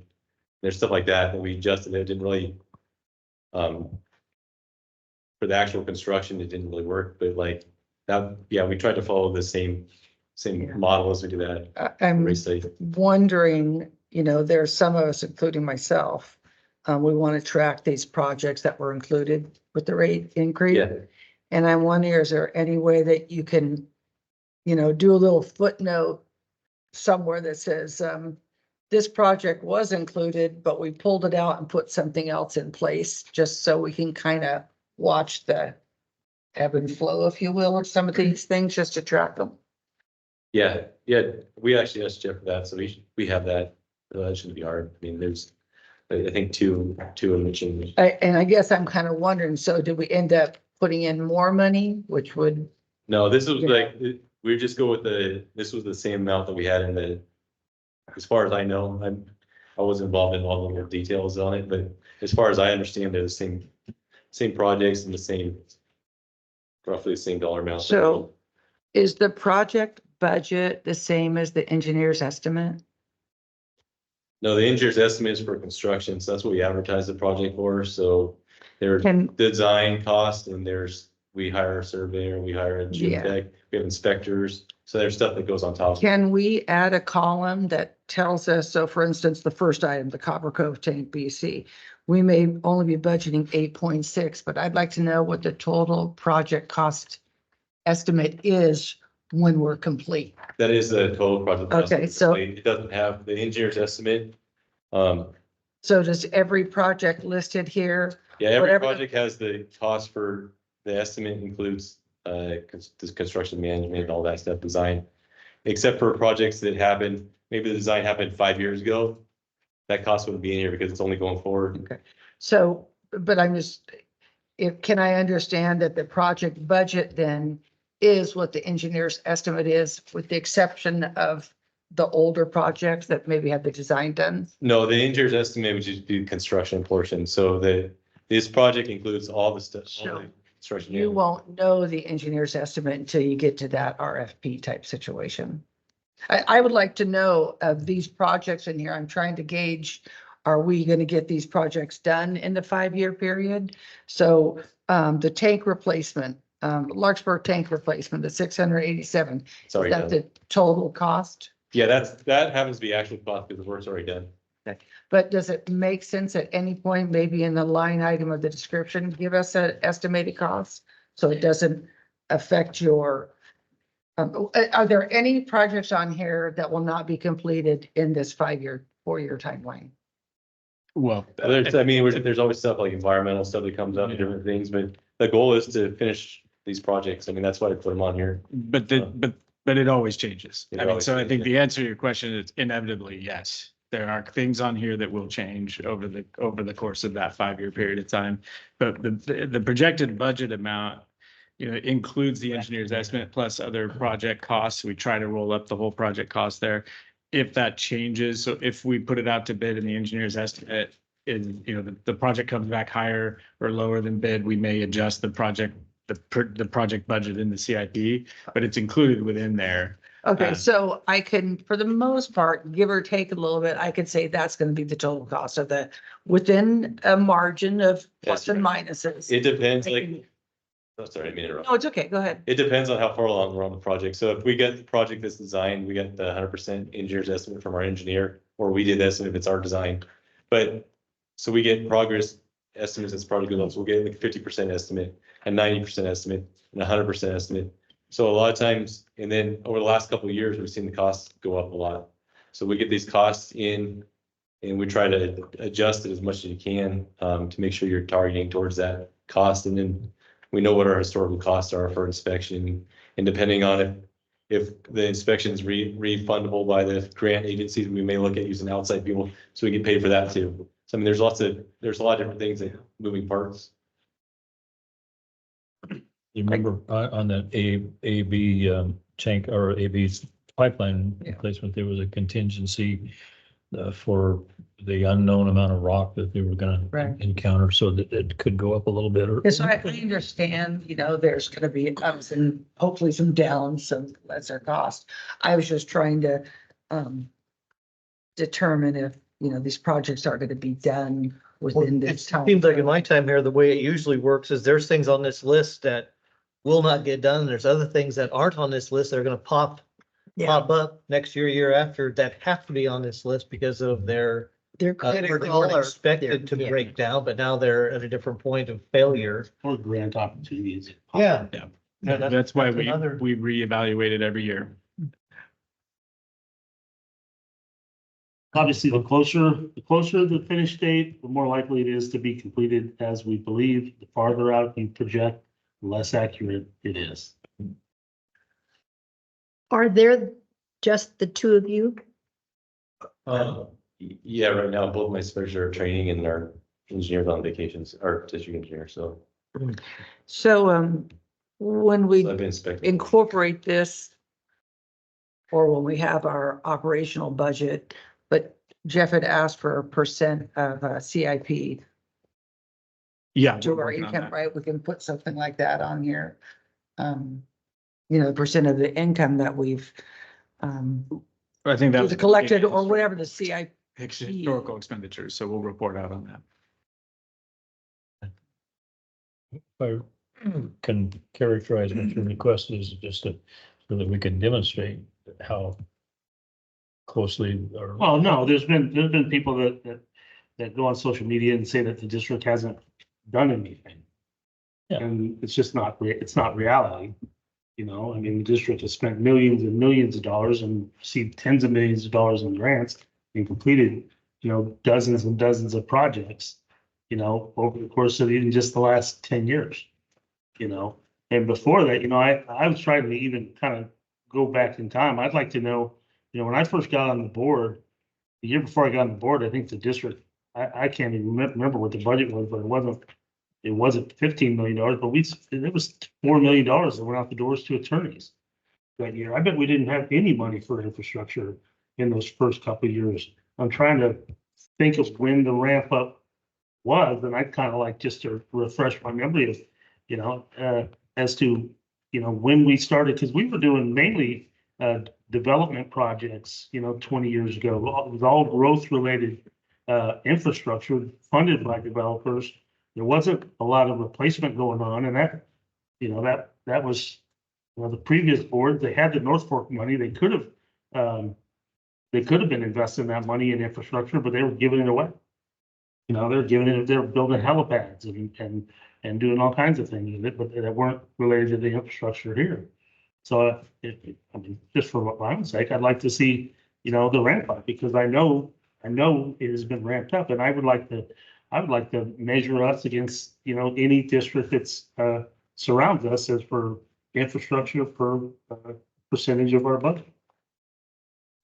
I'd like to have that comparison to see where we stand, because I think we're going to stand tall Chances are we'll be criticized for spending as much. For no matter what we do. But well, it's putting too much money of our budget into. all you can do is show people the facts. And Yeah. I'm trying to figure it out. Good. But they were spending 4 million. How come we're spending $8 million on legal fees now? That was just a joke. Just a joke. Worth every penny of it. Okay, starting over there with Bertha, you have any questions that are lingering about this? No. No, Scott, thanks. Jeff, Good explanation, good report. Thank you. Thanks, Karen. did you get your questions answered? I'm okay. I think I might meet with them offline to, Sure. I think it might be better for me. Good job, Kevin. Thank you. All right, thank you, Everyone. Kevin. Okay, what we've all been waiting for. Public comment? Oh, Yeah, we have any public comment on this CIP issue? Thank you. Francisco de la Cruz, Valley Springs. I asked the board to consider how many accounts pay into the wastewater system. I understand about 5,500, maybe, good round number. Divide that number into 78 million. And then, how many customers do we have on the water side? About 16,000. Divide that into 64 million. That's your per capita investment. Those two numbers are over $15,000 per person, per current ratepayer. That's what we're saying yes to here. Just want to make sure that we understand the impact on the folks that may or may not understand what you have done. Because to Director Davidson's point, yes, you spent millions of dollars. To Kelly G's point, we didn't talk to anybody about it. So who knew? Like the old saying goes, if a tree falls in the forest and nobody hears it, did it fall? So if you built the infrastructure, nobody knows what you're doing, because coming to these meetings and staying informed is a ton of work. So I ask you, think about the per capita cost of the CIP program, in addition to the percent of revenues going to CIP. You'll be criticized either way, but at least the facts will be out there. Thank you. Any other comments? Okay. Damon.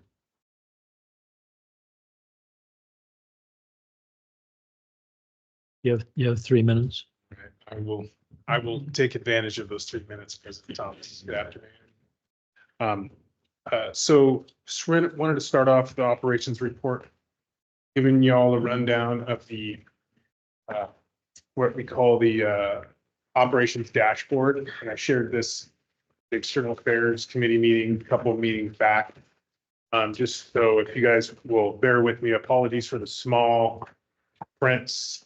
Just wanted to trying to capture a lot of information in a small area, but really just to orient you, if you take a look at the top left of the first slide, you're going to see service requests, active, and then open work orders. So service requests are what are issued through customer service. So we kind of differentiate between what comes in generally from a customer through a phone call or somebody coming into the office to tell us something and ask for information. And then a work order is usually generated internally. You know, does a treatment operator need a mechanic to fix a pump? And so this is from March 29th of last month, and this is a snapshot. So you'll see kind of there's different tabs for each of the bottom items, and then you'll see the screen or the dashboard will change as you look at the different information. So you can kind of right off the bat, you'll see, you know, on the 29th, there were 6 active service requests, meaning there could have been some that were closed. And then there were 18 open work orders. And so then right below that, you look at the pie chart and it'll show you there were 31 closed service requests in relation to those 6 open.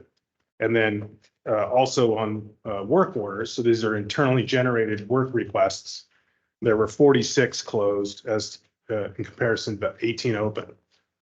And then right below that, so on the bottom left tab, you can see that that is a bar chart of closed service requests by category. So then you can mine the information. Was it a check for a leak? Was it a check meter function? Miscellaneous, what have you. And then if you look on the bottom right, you can look at work orders by crew. So that green bar chart or bar graph there is all the different crews and the number of work orders that they completed. And so there, as we look at the different pages for the dashboard, you'll see that the information changes. So the second tab is service requests by category. So then you have this purplish bar graph, and you can look at the different categories of service requests. Was it a check for leak? Was it a check pressure? Was it a dirty water complaint? What have you. And so that's really kind of what the dashboard allows us to do. Look at work orders by month. And leak checks specifically, we can drill into that. And we can also then as you scroll through the different components of the dashboard, you see that the map starts to change. And what you generate is the heat map associated with service requests for the different service areas. And so in this case, you see, I believe this is, can't really see it. I've fallen into this world where now I need either like 3 pairs of glasses or I have to take the glasses off and then I have to put them, you know what I mean? So, yeah, so Jenny Lind, right? So you can see the bright yellow, white is where there's a lot of work and there's a heck of a lot going on. And so I didn't want to dive too far into explaining all the parameters. You guys have the different screen captures, but you can see that there's a heat map for each service area. And then there's also a bar or a pie chart of USAs based on service area, because these take up an inordinate amount of time. We have a lot of subcontractors from PG&E that just, I'll get an email and it says, hey, this is Billy from FG3. We need your maps of your Ebbets Pass water system, just like that. And so it takes a lot of work to get, Go ahead. you know, to finally drill into who do you represent? What's your project? Well, they're so active right now, like in La Fontana and all around. I mean, those guys that are renting my property, like, you know, I can't Right. imagine that you guys aren't just inundated with. Exactly, right. And so this pie chart illustrates that. Yeah, it's a lot of work. Yes. Damon, on the sheet prior to the heat one, Yeah, yeah. yeah. Looks like asterisk, what are those? Kind of the same thing as the heat. Let's see here. I think Oh, page four. Yeah.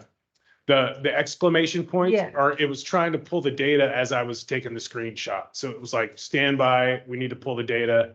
The computer is saying that, and I didn't give it enough time because I was slacking. So normally what you'll see is like when I pull up my computer screen, that red exclamation point kind of highlight on the map will go away. Oh, and then you'll see the heat. Yeah, and then you just see the clean and clear heat map. Yeah, and you can, you know, with our work order system, it's map based. So then I can zoom into that kind of real time. I can zoom into the streets. I can turn it on to a satellite layer. I can topo it. I can change how I want to see the information because it's a Google Earth layer with our work order software interlaid over the top of it. That's pretty cool. So it is really helpful in providing all of us, folks in the field and in the office, with an understanding of what's happening when and what's happening month over month. And the goal is we're still in this state, particularly in Rancho, of just really trying to get ahead of repairing all the leaks and replacing the services. But the goal is to get to a point where we can use this information to really provide us with a tangible direction on what the work efforts would be. And incidentally, the heat map is what helped inform the initial Kirby Gabor Garner service lateral replacement project, which was a contractor completed project that then allowed us to understand what the costs were associated with service lateral replacement to create a utility crew who does nothing currently than replace service And laterals. we did that several years ago. So, yes. Yeah, we've been keeping this, we've had this information for quite some time. That's right. To keep track. Right, and one of the additions that we're working on now is with the work orders completed by that utility crew is we actually will change the color of the service lines. So as we work through a service area, we can at a glance see brand new service lines versus old service lines, right? I have a question. I don't want to get off on a sidetrack. I don't want to get, but all these work orders go through customer service, The service requests do, service request, yes. but not the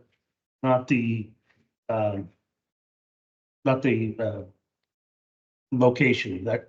USA, so yeah, USAs are automatically brought That in. goes through US. Okay. Yeah, they're automatically brought into the system. But I'm curious, and this is where I don't want to get carried away here, Francisco, but I thought you were critical of us not keeping track of this. What's different about this? Because you mentioned something about customer service not knowing where the calls were.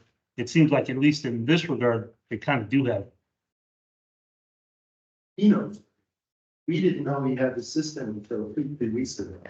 Customer service. Okay, well, this was like earlier today you were talking about. Customer service did a presentation yesterday about the call volume, and it's been the same report consistently with the graphs and the and it's been a follow-up question that comes up. can you tell us the classification of the calls that you're getting? Well, we were trying to work on it from short staff, so we had to let it go for a while. But we may be able to, now that we're more full staff, we're trying to get, so I don't know what kind of service sort of process they have in customer service. I can see what kind of capabilities the data has by virtue of the data elements. You can reverse engineer it. Well, that's what I'm saying. Yeah, but Seems, I don't see the same thing on the customer service side with only 43 calls per day. Yeah, Okay. he did acknowledge payments in the state earlier. Too. I think we all agree that it's pretty good that they've done here. It's what we've been asking for. It's very helpful to understand the trends in where we're. okay, there's still a little gap on the customer service side. Yeah. Okay, all right. That's all I wanted to, I don't want to go too far. Fast. Yeah, and hats off to them because they're actively involved. You got some Excel guru that. You know what? It's a program. It's, We feel really lucky to be working with the folks we're working with. yeah. Yes, Good stuff. most folks give you a black box to work in. And they say you have to fit your operational request within what we provide you with. Right. And these folks do a great job of saying, oh, well, let's see if we can get that for you. And so What is this program? this is mobile MMS, it's WebSoft, so it's, they're a small, company based out of Davis, but the folks that we work with are in Plymouth. So they can be here, we meet them monthly and they work really closely with us, yeah. I want to jump in here and defend, not that she needs any defense, but Kelly R. gave a report yesterday to the External Relations Committee that she is fully staffed now. And, if you look back over the last, long as I can remember, we've been dealing with this insane situation with the radio read meters. The fact that it's not coordinating with Tyler and there's all sorts of consternation associated with that. And Kelly R. is this point person for doing that. Just hang on. We'll get you the information that you're wanting.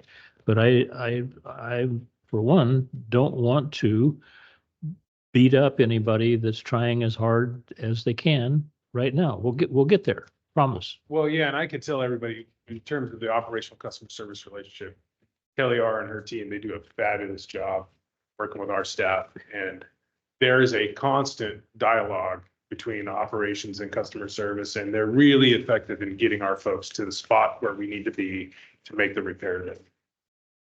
President Thomas. Kelly reported out that Nobody else can hear this and we really should stay on the agenda. Yeah, I think this we're is off. not even public comment. So. All right.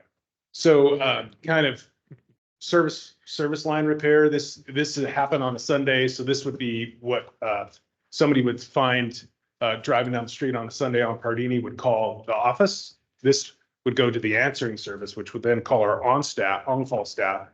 And if you all recall, we have one person on call for the entire district, 24/7, 365. And so then this person either finds a crew or finds a team and participates in the repair. So this is Sunday afternoon repair on Pardini. This is a service line. This is not a water main. So you can understand how much pressure is there between Sparrock and Baldwin on Pardini there. Must have been pretty hard to figure out where it was leaking. Right? Yeah. That's kind of like a groaner. You come around the corner in your truck and you just groan. Where's Pardini? It's at the lower end of the Jenny Lind system towards the town of Jenny Lind between Baldwin, which is a main thoroughfare, and Sparrock. It's we can point to Jeff. It's a failure on your part. I get lost out there still. I just continue to stick with the common theme of starting with Rancho, service line replacements, leak repairs. So this is another service line replacement. Now this is the distribution crew highlighting these replacements. So this is one of those days where the crew goes out to make a repair and they identify, you know what, we can just shoot over the main's close. Let's get to the main and let's replace it. And they do it as well. So we have kind of a double barrel approach to service line replacements. And you can kind of see the backfill here. I don't know where all this animation happened, but it's showing up in my PowerPoints these days. So I need a tutorial on how to eliminate animation. Right. Oh, yeah. Okay. Okay. So here we go. 2-inch main repair on driver. So you can kind of see the image on the left. It wasn't a rainy day that day, but you can see how much water's on the street, right? And then guys do a great job of listening, locating. So you can see the small square on the right full of water. And then obviously it's kind of hard to see in the image on the right, but the 2-inch line that is feeding a service line just plumb broke off. The reducer, it's a welded, plastic welded reduction, and it just broke off the 2-inch main, which caused the line break. And so that's what the 2-inch looked like that was originally in the ground. It had 2 services coming off of it with corp stops. One of them just flat broke off. And so our guys installed Schedule 80 with brass and repaired that and put it back in service. Here's Baldwin Road service line replacement. So the gap vacs in action with the air compressor. Some of the folks were on the tour. This is more of the same of what you saw on the tour, because our crew's getting out there, getting after it, exposing the service line and replacing the whole thing. So they just do a great job. Image on the left, you can see the old service line sitting there on the street with about 4 full circle clamps on it. And then the temporary patch in the image on the right. And something that Mike Rogers and I were talking about earlier, Hart Vixen and Silver Rapids Road, there's a ton of water there. That's groundwater. So we did have a patch there with temporary asphalt, and that groundwater was pumping out of the street so much that it was causing that temporary asphalt to just be pushed out of the trench when folks would stop. There's a stop sign there. So they stop and they accelerate, pushing all these rocks out of the trench. So we went in and we paved it. And so if folks can listen to this, can understand that water that's continuing to come out is not because of a CCWD leak, unless there's one about 800 feet away potentially. It's coming down the trench. Right, exactly. It's So- groundwater that's coming down the trench. Right, so just trying to, if there's anybody listening, eliminate any perception that there's a continual leak at that intersection that we aren't repairing. That's groundwater. And so moving on. So this is an interesting one. Now we're up in Ebbets Pass. We have a water line on what's called Waterline Road, Sawmill up to Big Trees. And then off of that, we have a 6-inch main that comes off that, which is cross country, that feeds the tank to the Big Trees State Park. And this is an air relief valve that was broken that the guys had to replace. And just really kind of the theme of these pictures are to highlight the location. So there's the ARV, and there's where the guys are in the image on the right. It's kind of a lonely place when you think of having to fix a 6-inch water main out in the forest. So your resources are taxed at that point in time. And so here's some of the infrastructure that CCWD has when you think about, capital improvements. Well, and safety too. Right. Yeah, there's a whole host of things right here in these images. Yeah, absolutely right. Gotcha. So PRV repairs. So this is PRV 1 on Reach 1. So a little bit difficult to see the image on the left. Folks are dewatering the PRV. So there's a sump pump down there. They're pumping all the water out. And then the image on the right, they've taken the bonnet off the top of the pressure reducing valve, and they're looking inside and wondering why the thing's not operating properly, and it's full of rocks. So it could be full of rocks from the construction project, could be full of rocks from a main break at some point in time somewhere. Any number of ways the rocks could have gotten in there, but obviously rocks need to be taken out of water systems when we find them. So clean that PRV out and we're good to go, back in action. More of the same. So here's you can kind of see what the valve itself looks like in the image on the right. And that center disc, I forget what that's called. Any gold in them there, Ron? You know what? It would be pretty cool if there was. We wouldn't hear about it though. Unless it was going to the Employee Appreciation Day Fund. So more rocks in the close up in the image on the left. And then there you go. So this is actually a different PRV. So this PRV is at Forest Meadows, but more of the same. So really, kind of the theme of this is thankfully right now, our folks that are up on the pass have the ability and the opportunity to do PRD maintenance and find things like this.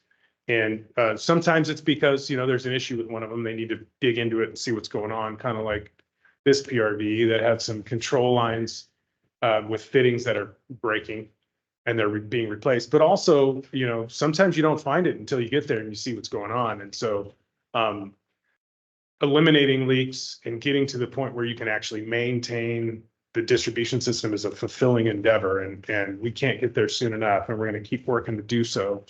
Kind of a poorly stretched image by yours truly on the right, but trying to show you kind of where that fitting would sit on that control valve. It's a small pilot control line that road that the guys replaced.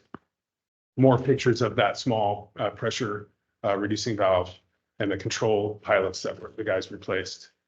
Snow removal in March. Here's the White Pines barn, the image on the left, the approach driveway to the barn, I believe, in the image on the right. Get trees out of the way. We had some folks on standby in the month of March for snow removal. We had, and we actually, that will carry through into April as well, actually. But nothing like we had in 22, 23. So this is a really cool one. So FEMA funded replacement project, Valley Springs. We had the 50+ acres there on Hogan Dam Road. The 22, 23 atmospheric river storms just ripped the fence out, ripped all the stream crossing, the creek crossing, fencing out, all gone. So FEMA paid us to replace it all. About right around 2,000 linear feet of fencing was replaced. And so first thing the construction crew does is find a welder in the scrap back here behind the shop and fix it and put it to use. So that's the image of the guys grabbing the welder on the left and then putting it into action in the picture on the right. Here's the first purchase of material, and then one of the creek crossings there on the property. And then just building fence. They did a fabulous job. They did. I was alerted to this project. I was wondering, why in the hell are we refencing that 50 acres down there? And I went Yeah. down and took a look at it. I was gonna ask you about it today. I'm glad, and then I'm so glad I saw it in. Because It is an awesome looking fence though. yeah, Those those creek destroyed it and FEMA paid us to put it back. The creek crossings are phenomenal. Yeah, I mean, can't say enough good things about all of our folks here at CCWD, and it's really really beneficial when you can actually visually see the proof right here with a crew that actually is. I mean, they talk about being in the public eye for like a couple weeks. CCWD right there in the middle of the big Y, building fence, and they did a great job. And hopefully, when folks drive by, The big why, it's like, yeah, why is that there? Well, Good you know. explanation of that whole area. Why are there two bridges that go underwater? Why is there? well, A lot of whys. there's a lot to unpack there, Director. Yeah. Got that. Yeah, I don't know how. Look at that image on the left, though, how straight that is. I mean, what the heck? I need fence done. Yeah. Hey, just curious, before we get to Cindy's truck, do we have that? I see it, there it is. Is that property still leased? It is, the lease is up at the end of the summer. Okay. Yeah. Cause I get inquiries. September. Okay. Yes, the bucket truck in action in Wallace. So this tree was, it's really right at our clear well, right at our treatment plant, and you can see the comms dish on the right. So Jared Devich, our electrician, he's the bucket truck whisperer. That you? Gets in the bucket truck and trims that tree. Actually, also, Pat, our construction maintenance manager, and myself were with Jared at E-Tank in New Hogan Lake Estates.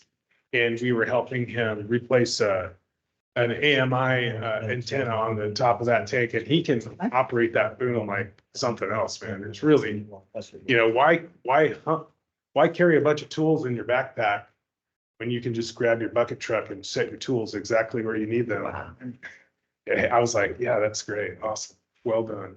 So hats off to him. So who is Reestablished. Wish I had. operating? Jared Devich, our electrician. He does a great job with that truck. And we're putting that thing to use all the time. And then more electrical magic, constructing a panel for a chopper pump.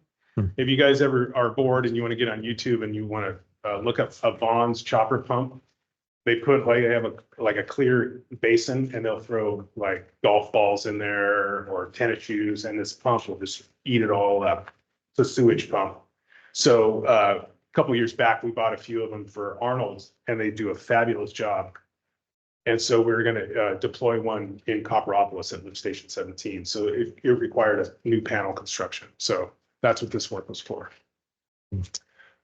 So before I close, I wanted to highlight the lead service line requirement. I'm not sure if y'all are in the loop. Yeah, that was my note, one of my notes. Yeah, so the US EPA, as part of an amendment to the lead and copper rule, is requiring all public water systems complete an inventory of service laterals that are privately owned, the customer side of the service line, in an assessment to determine whether or not there's lead present.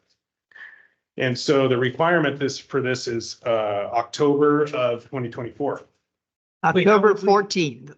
Yeah. How would we know if it's on the customer side of the line, whether or not there's lead? Property line. Well, so that's a great question. And so that's, that's been part of the conversation for the last couple of years as this rule has kind of made its way through. We're with the feds. government and we're here to help you. Can we come on your property? Exactly right. Exactly right. So we have a couple of tools at our disposal. One is we can take advantage of the fact that after 1986, and this is recognized in the lead and copper rule, lead was not used in service lateral appurtenances, fittings. There's a tiny amount of lead in brass beyond that until like 2008 or 9. But for most intents and purposes, what they're concerned about is gone after 1986. So we can kind of eliminate any home constructed after 1986. So we're left with this batch of homes constructed prior to. There's about 19,000 in Calaveras County. So we can take that batch, and we've shared that with our neighbors. 19,000 that are prior. Right. And we've shared that information with our neighbors. You said Calaveras County, so not necessarily all within our, Correct. okay. Yep. And so, CPUD has that information now, UPUD, folks have that information. And so the next step for us is to push that into MMS so we can see where they all live within our service area.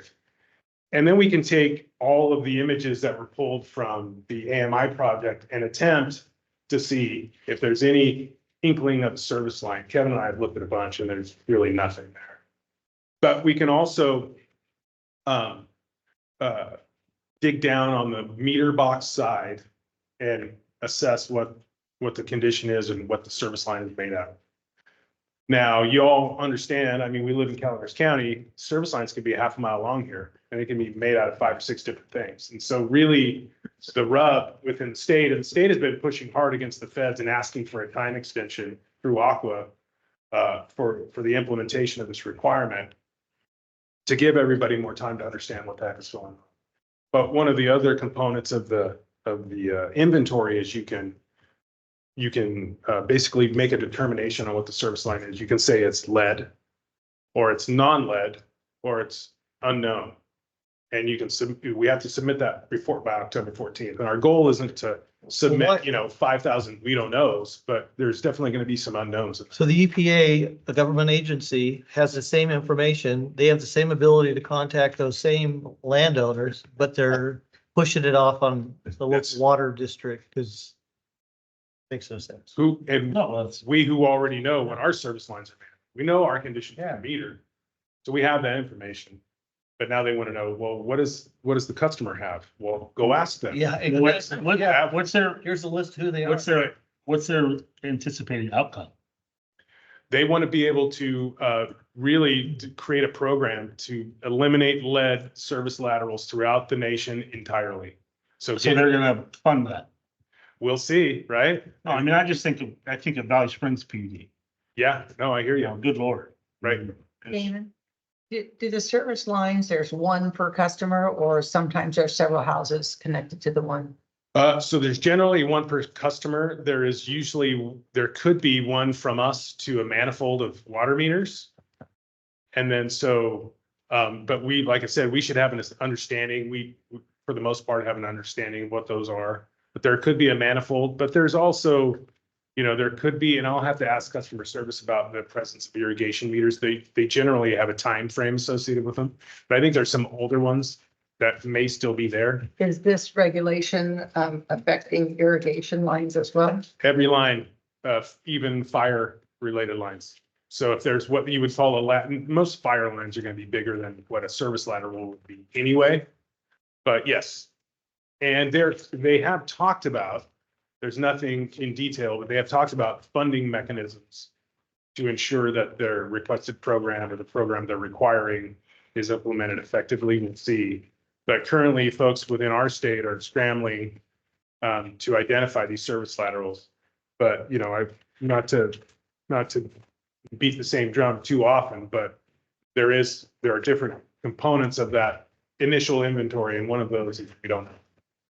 But we have a general idea of where, even in homes constructed prior to 86, within the district, we have a general idea of where if there was any potential for a privately owned service line to have lead, we kind of understand where those would be. And you would too. Think about where the oldest homes would be within this county. Yeah. Let me ask you a question.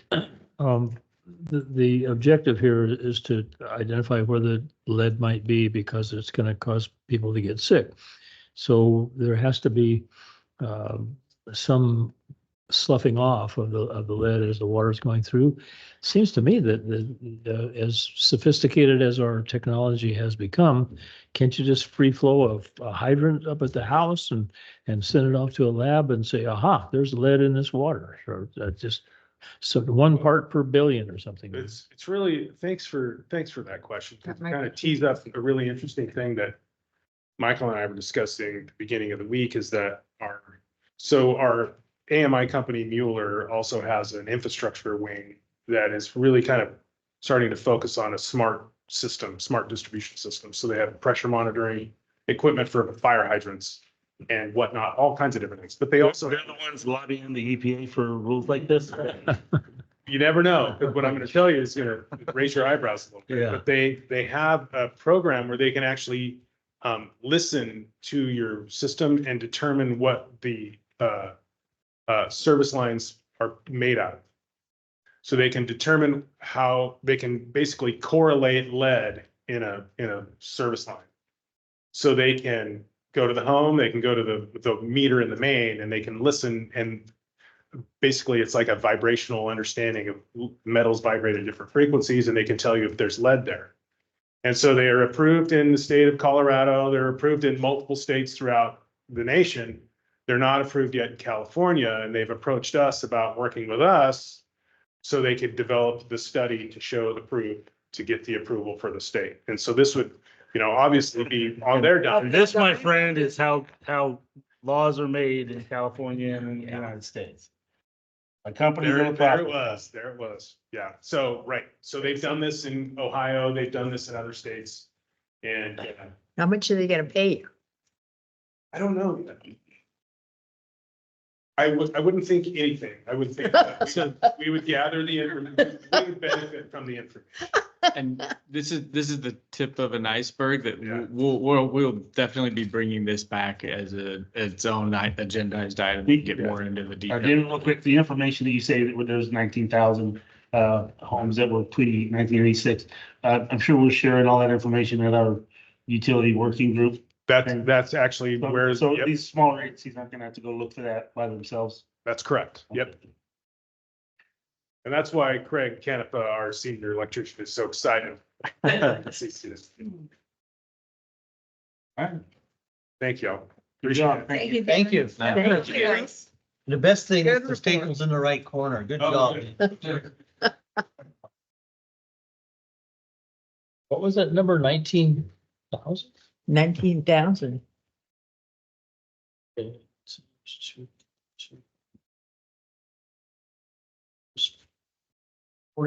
45,000 people in the county, 19,000, 2.2. people per house, that's almost 42,000 citizens. I'm suspicious at that 19,000 number. There were a lot more rooftops than there are 2.2 people per, it's not a 2.2, I don't think is the right number. Maybe just like the Evans Pass service area, with 10,000 rooftops and. Yeah, well, no, it's not full-time residents.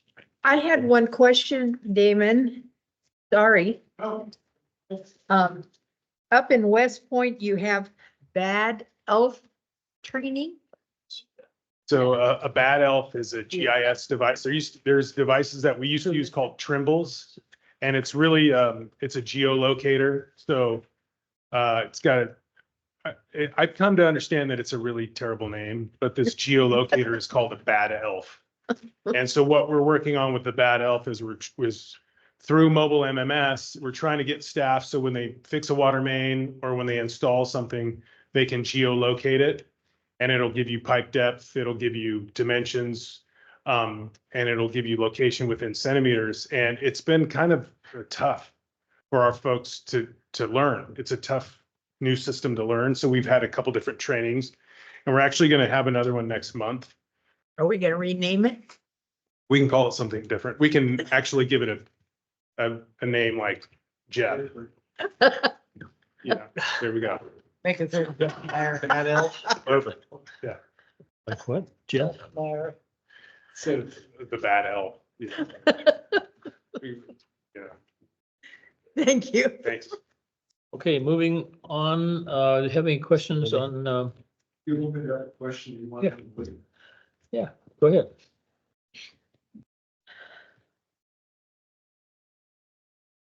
Wasn't trying to slam Kelly R. I was pointing out that as an oversight group, I was expecting those kinds of questions or those kinds of solutions to be offered after the third or fourth time that the same request has been made. She's been asked before, can we get an idea of what kind of calls we're getting? The same answer has come back. Short staff, I'll get to it. And my sense was if me in her shoes, I'd have put together a little pad of paper and manually report it just to give the board the answer they're looking for. I don't see that kind of activism on the board. There seems to be a reticence about criticizing somebody or calling somebody up short or perhaps being misperceived as beating on somebody.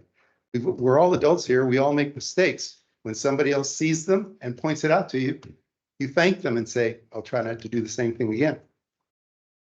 I personally would not come to my management with the same answer to the same question more than once. That's me. Thank you. We got exactly that kind of Okay. information yesterday. Very, very briefly, I'm not gonna try not to wade in too deeply on that, but we're not developing a tracking tool to categorize every single call. It's not that we don't have staff for it. It's that it doesn't, we have a pretty good general idea of when we have a high call volume for certain types of calls and how we respond to those things. So I don't think any of this should be put on Kelly's shoulders. You know, that's just the direction that we've decided to go, and we've had those discussions at the External Relations Committee meetings as well. So that's not, I don't want to portray that as, or for that to be portrayed as something that she hasn't delivered on. That's not the direction we're going in a different direction. So I just wanted to lay that out. Yes, go ahead. Mike Castro. In his report, there was commentary about a West Point shop fire that was caused by a contractor. I was curious, damage that was done, how it was compensated for. Thank you, because I forgot to ask. on Yeah, that. I so brought it we're up working with the before time. contractor still to account for the damage and make sure that we're made whole. Yeah. I just saw a payment in the consent agenda, so I was wondering, was the payment discounted at all for any damage or? is it No, gonna we're be not. through Insurance? We're Probably not something working with the contractor to make sure we address that issue. I think that's, we'll leave it at that. Okay. So one more comment. Oh, sure, go ahead.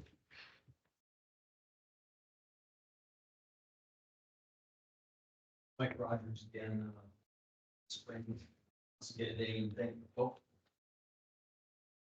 Damon, once again, thanks for putting that together. I think it is significant progress. As I've indicated in the past, we're interested in things that have really a financial impact on the district. And when I look at an operations report that shows the trend month over month, I guess my question is, do you have that data going very far back, like where you can do year over year analysis? Not yet. Okay. So it's kind of a complicated answer to an easy question, but we started the dashboard just a couple months ago, but I can actually create queries based on different requests. So if I want to look at work orders for mechanics, I can year over year review that work. Yes. So I can, but it's not fast food. Right. Yeah. You're getting there. Okay, good. Because that, when you start looking at year over year, as we make these investments and all the capital projects, that return on investment, I would like to think is a reduction in the number of man hours going out fixing leaks and things like that. Now I realize there are things that just are going to happen because of the age of the infrastructure. But as we make these improvements, the other thing, I guess the other metric would be the yield. As we see the leaks and so on, we know what water is being treated and we know what we're billing for water. Therefore, we can calculate yield.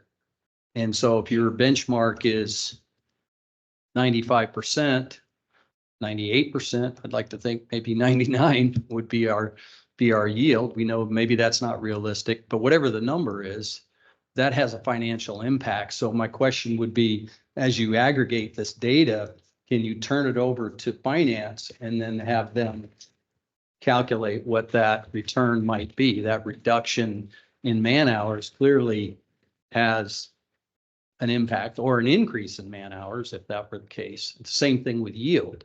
There's water that's being lost that isn't being built, right? So are we measuring that? That was one of the objectives that we sought in having the new meters that we paid for. That gives us a tool that we can use to identify that. And it identify it more accurately. Okay. The water loss.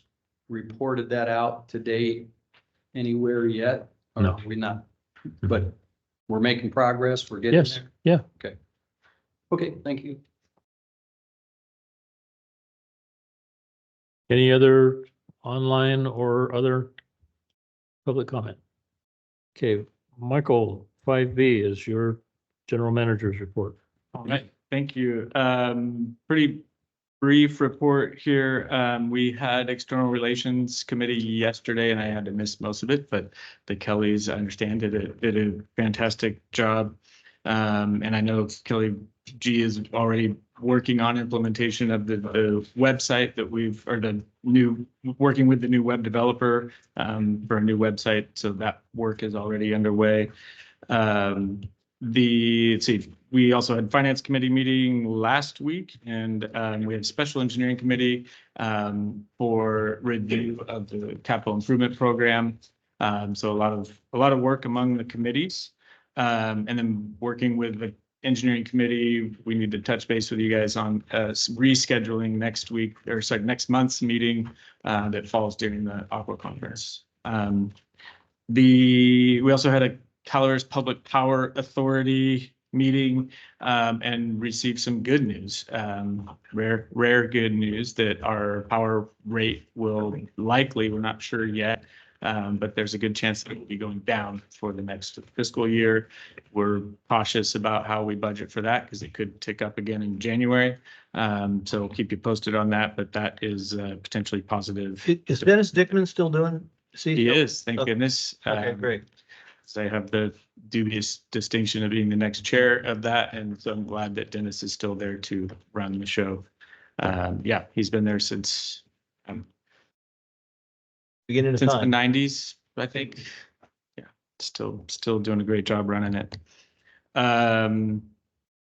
We, several of us attended the Aqua Legislative Symposium, really informative panels on issues that are directly relevant to CCWD, both Sigma implementation and water use efficiency were the main topics. A lot of good discussion, and and then we also had a separate meeting with staff from Senator Alvarado Gill's office that continue to be really responsive, and we're really appreciating that relationship right now. I also wanted to add on to, I think Damon mentioned this a little bit, but there were several of the leaks that he talked about. Operations staff have been out on weekends, after hours, a lot of after hours work, and just want to acknowledge our crew's availability and their responsiveness to those issues is just phenomenal. So just wanted to make sure we're acknowledging that. So coming up, we've got a 2x2 meeting with a couple of county supervisors tomorrow. So looking forward to that meeting. We have UMRA on Friday. And we've got Aqua Conference coming up the week of our next board meeting. So planning to, at this point, probably planning to cancel that board meeting unless something comes up and we need to reschedule. We can reschedule a special board meeting. That's all I have. Were you going to touch on that climbing 7 flights of stairs to get up to Senator Alvarado Gill's office? The line for the elevators to get through security to meet with Senator Alvarado Gill was very long, and it realized at one point we were going to be late, so we had to climb 7 flights of stairs to get there on time. And Russ had to carry Kelly G up the last couple of nights. Other than that, we were fine. Good thing I didn't have a heart monitor on. Okay, does that conclude your report? Yes. Okay. Do you have something to talk about? Well, I was going to say I attended the external Thank you. I attended the External Relations Committee. I'm a member on there. That was yesterday, and that was very nice. Last week, I was also at the Finance Committee, which again was nice. Our new accountants are coming along really well. I'll be attending the Aqua Conference on the 6th. And I'm wondering, we just, applied for that, the State Revolving Fund grant. I'm wondering how we heard about that grant. And with that kind of segue into maybe an update on how our consultant for grant opportunities have been working for you folks. Yeah, we can bring an update back on that. The SRF is a source that we're very familiar with. I know, We'll but try to. I'm wondering if that consultant said something. No, that was our staff, our team initiated that effort because it is a potential, it's, probably the most likely candidate of funds for that project. And so when we realized there was that service area fit within a disadvantaged community designation, we focused in on SRF. That's my report. That's Okay. Michael, this may not rise to the level of you making a report on it, but you were telling me about some challenges that occurred with the Folsom District Office about the Copper Cove funding. Oh, man. Now. No, I mean, they try to be really responsive, and we do have a good working relationship. This is the Army Corps staff, the SAC district, on the Copper Cove wastewater project funding. It is just an incredibly bureaucratic institution, and this program is kind of a small side program that departs a little bit from the normal core projects and core functions that they do. So their staff had never done it before. And so we just continuously have, it's 2 steps forward, 1 step back. And so it's, I think you called me right after 2 hours of meeting with them to try to navigate our way through the system. So you might have gotten a little bit of an earful on that. It's always frustrating, but it's not, they like I said, they really do try to be proactive and work positively with us. Our team's doing a great job of working with them. It's just, navigating all the different processes, and if anything changes, having to deal with that. So yeah, there's a lot going on there. Well, as I recall, there's some potential catch-22 situations that if we fund some of this too early, then we wouldn't get a reimbursement versus holding off until later. It's just more complicated than I'm capable of comprehending. But It is, yeah, it's very complicated, but yeah, we're trying to make sure that we play by the program rules so we don't lose any funding. But we also know that in this fiscal year federal budget, we received the appropriation for the 11.2 million. And so we're trying to get them to view this as a whole project, but they're still just looking at the small increments of the previous 2 fiscal year appropriations. And so there's just a bit of a disconnect between how they operate and the real world. Okay. Jeff, do you have any comments? No, Director Retterman. Yeah, later on this week on Friday, I have a JPIA Executive Committee meeting. It's going to be held virtually. Next week, we have our real estate review ad hoc committee meeting, I think on Friday, the 3rd. And I do plan on attending the Aqua Conference the week of May 6th. And Michael, you didn't mention our virtual DC visit. It's going to be on that Copper Cove, just further discussing that Copper Cove project through the Army Corps. That's going to be the following week, I think on Monday, the 13th and the 14th. Yeah. And then Mountain Counties is having their first inaugural Legislative Advocacy Day in Sacramento on Wednesday, May 15th. All-day program from 8 to 5:30. And I think we're going to be, if we haven't already, we're canceling our CCWD meeting that day, or there's a potential that we will. Again, it's Wednesday, May 15th. And then another question to you, Michael, what are we doing? We don't have a board meeting that. We don't have a board. Oh, meeting then. okay, Yeah. that's right. 8 and 20. Camera's the meeting that day. Right. Do we have you heard anything from anybody on? whether No, camera's gonna be let's make sure we follow up with camera. Okay. When's camera? Wednesday, May 15th. I was mistaken. It wasn't a CCWD meeting. Oh, okay. It was camera.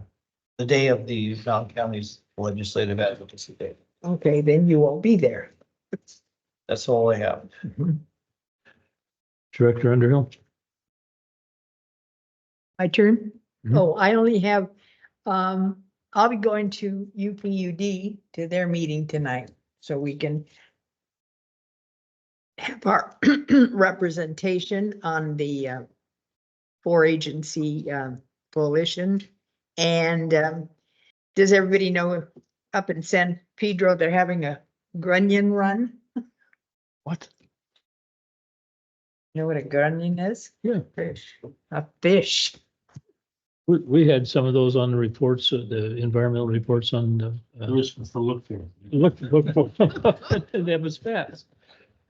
That's all I have. They're aggressive swimmers. Yeah. It can be. Before the games. All right, I think that's my turn now. Director Retterman mentioned that we had an ad hoc property meeting where we're reviewing, they're beginning to review the status of some of the CCWD owned properties and see if there's something that we should or could do to benefit the ratepayers by disposing of them or whatever. Looking forward to the next meeting, and that, did you say that that's the next Friday? Third? Yes. Okay. All right. I also, I mentioned before that we climbed the stairs in Sacramento back on that legislative day. And we had an opportunity to listen to some of the presenters in the afternoon, which I thought were pretty refreshing, actually. Couple of bureaucrats put me to sleep, but anyway, that's to be expected, I guess. Let's see. Oh, I also attended the IRWM meeting as Director Underhill's alternate. And it's a kind of a peculiar thing going on right now because those efforts in the various watersheds throughout the state have been pretty successful, but the water resources, California Department of Water Resources has kind of put everybody on hold, and they're reevaluating the whole status of the whole system.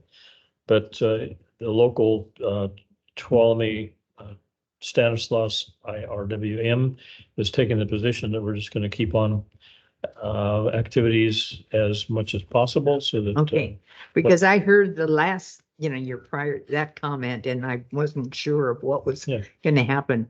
Well, yeah, with it, they're just kind of going along, acting as if we're still a viable organization. We don't want to go to sleep and then have an announcement made that, oh, you guys have to gear up again. So there was a budget proposal that was floated, and since it was virtually the same budget that they'd been operating under for the last 4 years, the decision was made to go ahead and approve that budget going forward for the next year. So it'll cost the district our usual and customary participation amount.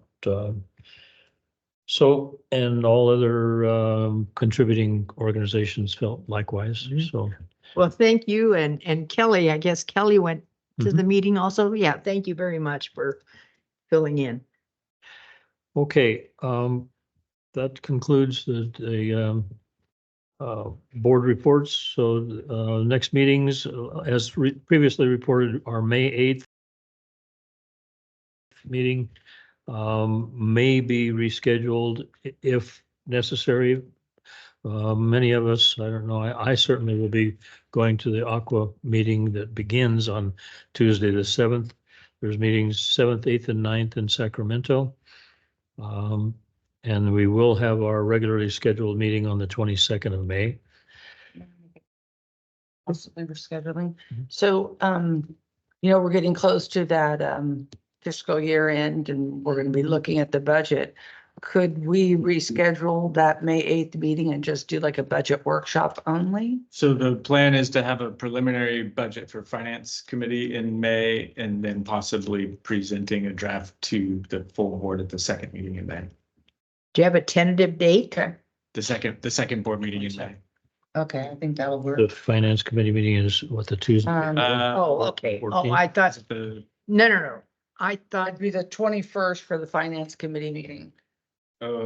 we had talked about. no, we changed the finance to the 14th. Yep, we did, and that reminds me why. Oh, we needed to get that, On day. Okay. Can you have them send Yes, that out? so finance committee on the 14th. That's right. And that doesn't conflict with any of our virtual visits yet? No, it'll be the afternoon, so evening East Coast time. Michael, we Okay. talked about that at the finance committee. Can we make it a little bit earlier, like maybe 11 or 12 possible? That might. Just because I have a That might dinner conflict. thing that night for a birthday, so I want to make sure I meet that. So we have the virtual DC meetings that day, so the afternoon is better so that it's late. And then East I'll Coast want time. to make sure I get out of the meeting. I Let's- hate we to can talk have to offline. cut it short. Okay. Let's talk offline. We'll figure it out. Still at 1. I'll confirm we're doing We'll it on confirm. that day. And send a notice out. Okay. Okay, moving on to item 8, closed sessions. We have potentially 3 of them. I've got a question mark on the second one, but anyway, conference with legal counsel, existing litigation, talking about the California Sports Fishing Protection Alliance suit against the this groundwater subbasin groundwater sustainability plan. And then we also have existing litigation in government code section of Pacific Gas and Electric. And then 8C is a conference with legal counsel about anticipated litigation, significant exposure to potential litigation. Okay, do you have any public comment on any of these items? All right, we're going to go into closed session and we'll be reporting out as soon as possible.